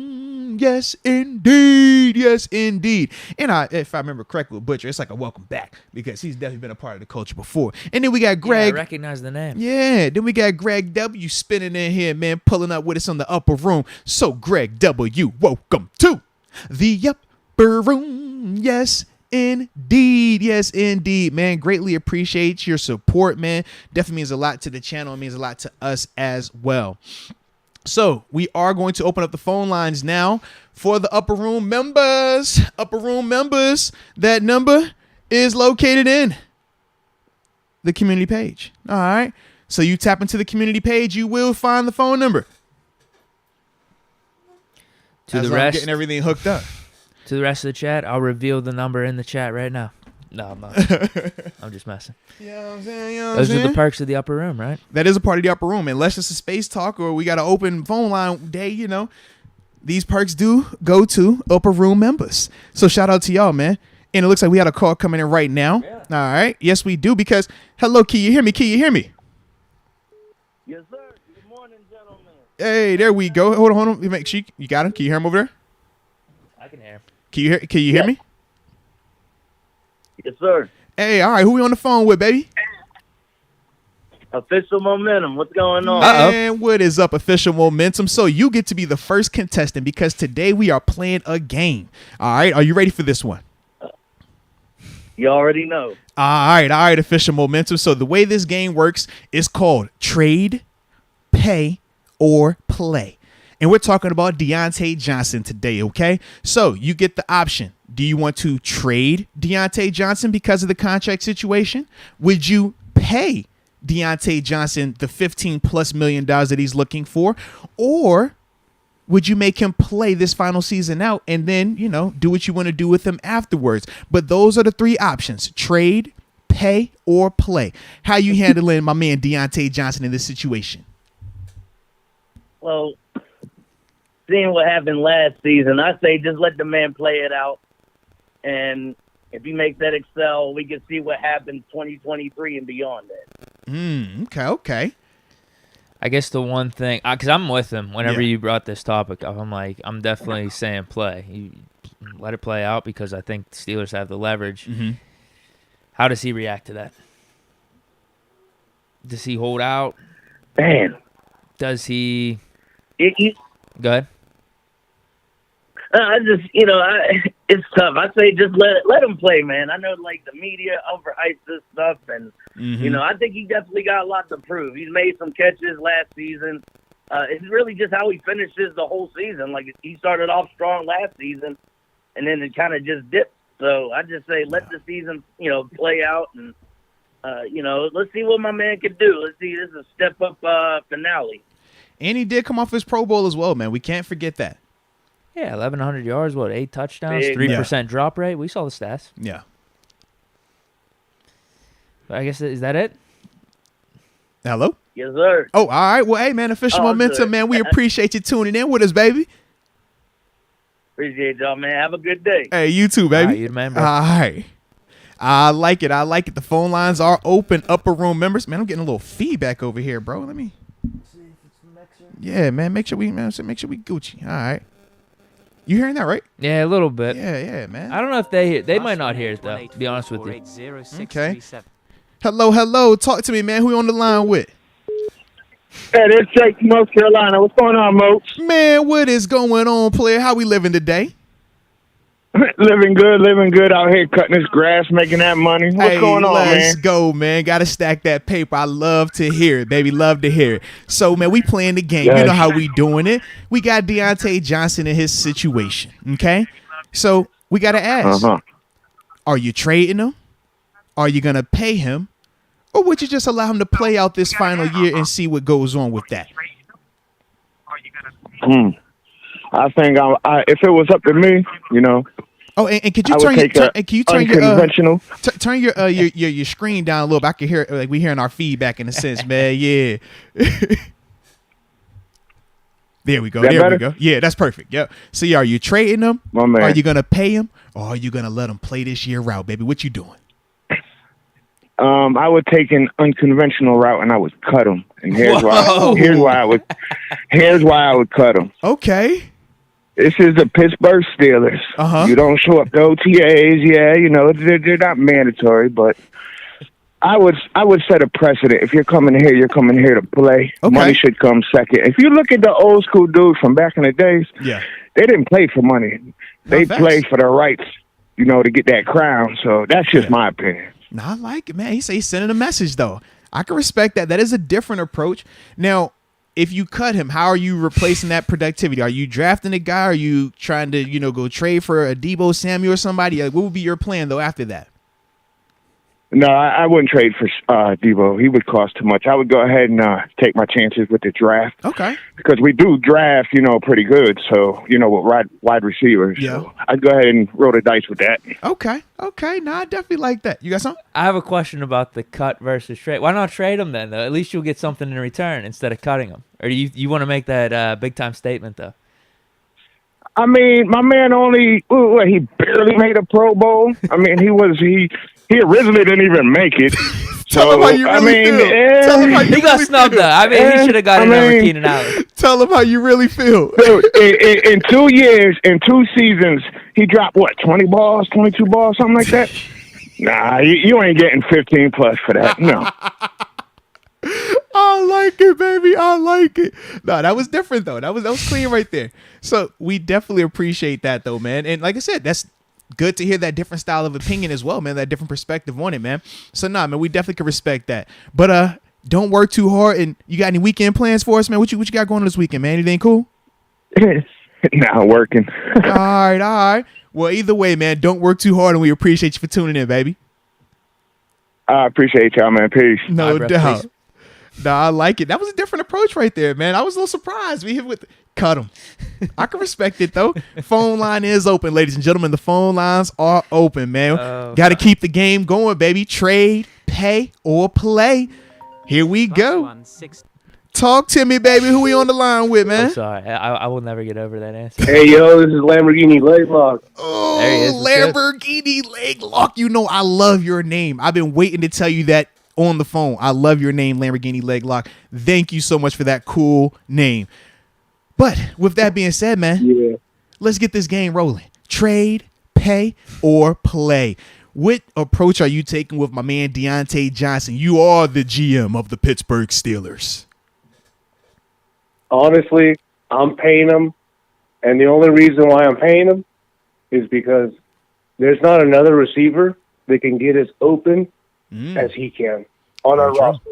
Very true. He does create a ton of separation. He wins in a hurry, which is why he gets targeted so much, without a doubt. But now when you say you would pay him, what's your price point? You going 15? Would you go up to 20? Where you falling with that? Man, I think the most I would pay him would be like 17.5, maybe 18. Okay. And that's pushing. Try to find that little sweet spot. I can dig that. I don't know. I feel like, though, we got to get some wide receivers in the draft. Some just like Deontay that can get open. And we need some speed. Because we have some physical wide receivers right now. We have some blocking wide receivers, too. We got Pat Freiermuth who can block. We're going to be a running team. We need wide receivers to get open on play-action passes, and we need to move that ball downfield. Nah, you bring up some good points right there, man. Oh, definitely does. Nah, I like that. Here's one of the things with Deontay, though. Hold on, I forgot what I was gonna say. Actually, hold on. Oh Lord, Deke been researching, ladies and gentlemen. The White Claws have got this man. It is a wrap. No. Here's what I was gonna say. It's actually a good point. I'm glad I remembered it. I'm really glad. What is Deontay ceiling? Thanks for having me on, fellas. I really appreciate it. Lamborghini, hold on. He was asking you. Deke asked you, what is Deontay's ceiling, though? That's what you was asking, right? Yeah, I'm asking him. I'm just kind of thinking out loud. What is Deontay's ceiling? Was that one of his best seasons we're going to see out of Deontay last year? Or do you think that's his floor? We had Bennett quarterback, feeding him the ball a ton, over 100 receptions. Or do you think he can continue to with improved quarterback play? Oh, I think it's only going to be downhill. It's only downhill from here. That's why I'm saying, like, is 17, 18 too much then at this point? If it's only downhill, then I really don't like the money now. Right. I think you're paying him to improve. I mean, obviously the drops, but even I think we need improvement on production because I think we could draft a rookie dude in the first or second round. They come in and get 800-900 yards. Like, Let's put it this way. The only reason why we have Pro Bowl caliber wide receivers for 10 years plus is because of Ben Roethlisberger. I mean, you're speaking. I'm not sure if Mitch Trubisky can with our general manager drafting all these wide receivers, if he can make Pro Bowlers out of all these guys, or at least some of them. I mean, if anything, because I'm thinking about Trubisky being the quarterback, there's not really much upside with Trubisky. He's a game manager. Okay, yeah. If you think Trubisky doesn't have any upside, and you think it was all Ben, then are you just saying, hey, we need to give Trubisky some help in keeping Deontay? That's kind of what you're getting at? Well, Trubisky's definitely not a 30-10 quarterback. Let's just put it that way. Could be, right? Don't count it out. He said it's not. I mean, I would have gave up an arm and a leg to get Derek Carr, but I mean, we got stuck with the run of the litter pretty much. Yeah. Yeah, they gave him the big contract. Yeah. McDaniels wants him. So yeah. Nah, that's dope though, man. Lamborghini leg lock, man. We definitely appreciate you, man, hitting us up on the phone, man. And enjoy the rest of your weekend. Don't work too hard, all right? And until next time, peace. Let's get it. All right, we got time for one more call. Then after that, man, we got to roll so my man Deke can get up out of here, man. Deke is not missing his flight on my account, all right? So one last time, man, who wants to hop on this line, man? You got the digits. Hit the line. Let's get it rolling. Player. Let's see. Stan Clare says 35-7. Uh-oh. Plus 1818. 35 sounds a lot, man. Who we on the hotline with? Talk to me, baby. Hey, what's good? It's DJ Deer. Man, what is up, baby? How we living across the pond, mate? Doing pretty well, honestly. I'm honestly just got my hair done. Just fade. Sorry, so I'm kind of, but I just got my research done. Okay. Hey, he said just got his research done as well. I like that, man. All right, so we got to go quick because I don't want Deke to miss his flight, okay? But talk to me here, man. Right. Deontay Johnson, are you going to trade him? Are you going to pay him? Or would you just tell him to go out here and play this final season and let it do what it do? What's your thoughts, man? So, based off your point that you made, last podcast or 2 podcasts ago, you said that Deontay is going to probably continue to show his, unhappiness towards, not getting paid and stuff. I do think we should trade him for no less than a second-round pick, because I think we can go and adjust the receiver room in the draft. But if not, if we don't get him for a second-round pick, we got to let him play. But that's why I think we should do it as an organization. Okay. So the second-round pick for that man. All right. That makes sense. I understand the sentiment. Yeah, if you're gonna trade him, or you think he's going to get more disgruntled as the offseason goes without him getting a contract, then, yeah, it's got to be at least a second. Yeah. He's right. Probably even another pick, too. It needs to be like a second and a third or second and a fourth. Definitely has to be at least a second. I'm with you on that. And then you could draft a dude in the first round and then maybe draft another dude like we talked about Ross the other day in the third. Yeah. No, without a doubt. That's not a bad little receiving core then. Nah, I like that. Hey, Zeke, we do got to get ready to roll, though, because like I said, I can't have my man Deke missing his flight on my account or your account, all right? But we definitely appreciate you hitting us up, baby. And we will talk to you later, baby. Peace. All right, bro. Nah, I like that, though, man. I like that, baby. All right, make sure we turn that thing. All right. But nah, man, that was, getting it off your chest for the day in our new way in terms of trade, pay. I like that. Or play, Dude, I got to close this out with this, though. What you got for us, man? That question was a deep one. Yeah. Do you think Deontay has more upside, has more of a ceiling to untap? Or do you think it's the same or downhill from here? I personally believe that he has more to grow. I don't think that was the best that we saw from Deontay. Drops aside, you think even more production? Drops included. I do think that we're going to see an improved version because even though, okay, we can make a debate of what we classify as drops or not, but to me, I think of the elite guys, if that ball is in your vicinity, you're getting it. When we thought of AB, if that ball was over here, even if it was behind him, he was going to pull that in. If that ball was up in the air, he was going to go get it. Now, technically, yeah, if he missed it, would that be considered a drop? No. But AB also operated with, if that ball hits his hand, that's his ball. I want that to be the expectation. I do think Deontay can get to that, but he just has to be more consistent there. Okay. But that's why I think that we can see a lot more from him because he needs with to hit that. The gym. Is that the next thing? Like in terms of obviously just the drops, can he work on combat catching somehow in the offseason? Can he work on some like downfield stuff? I mean, the way I saw AB do it, AB obviously was a workout warrior, but also AB was very skilled in terms of his work ethic.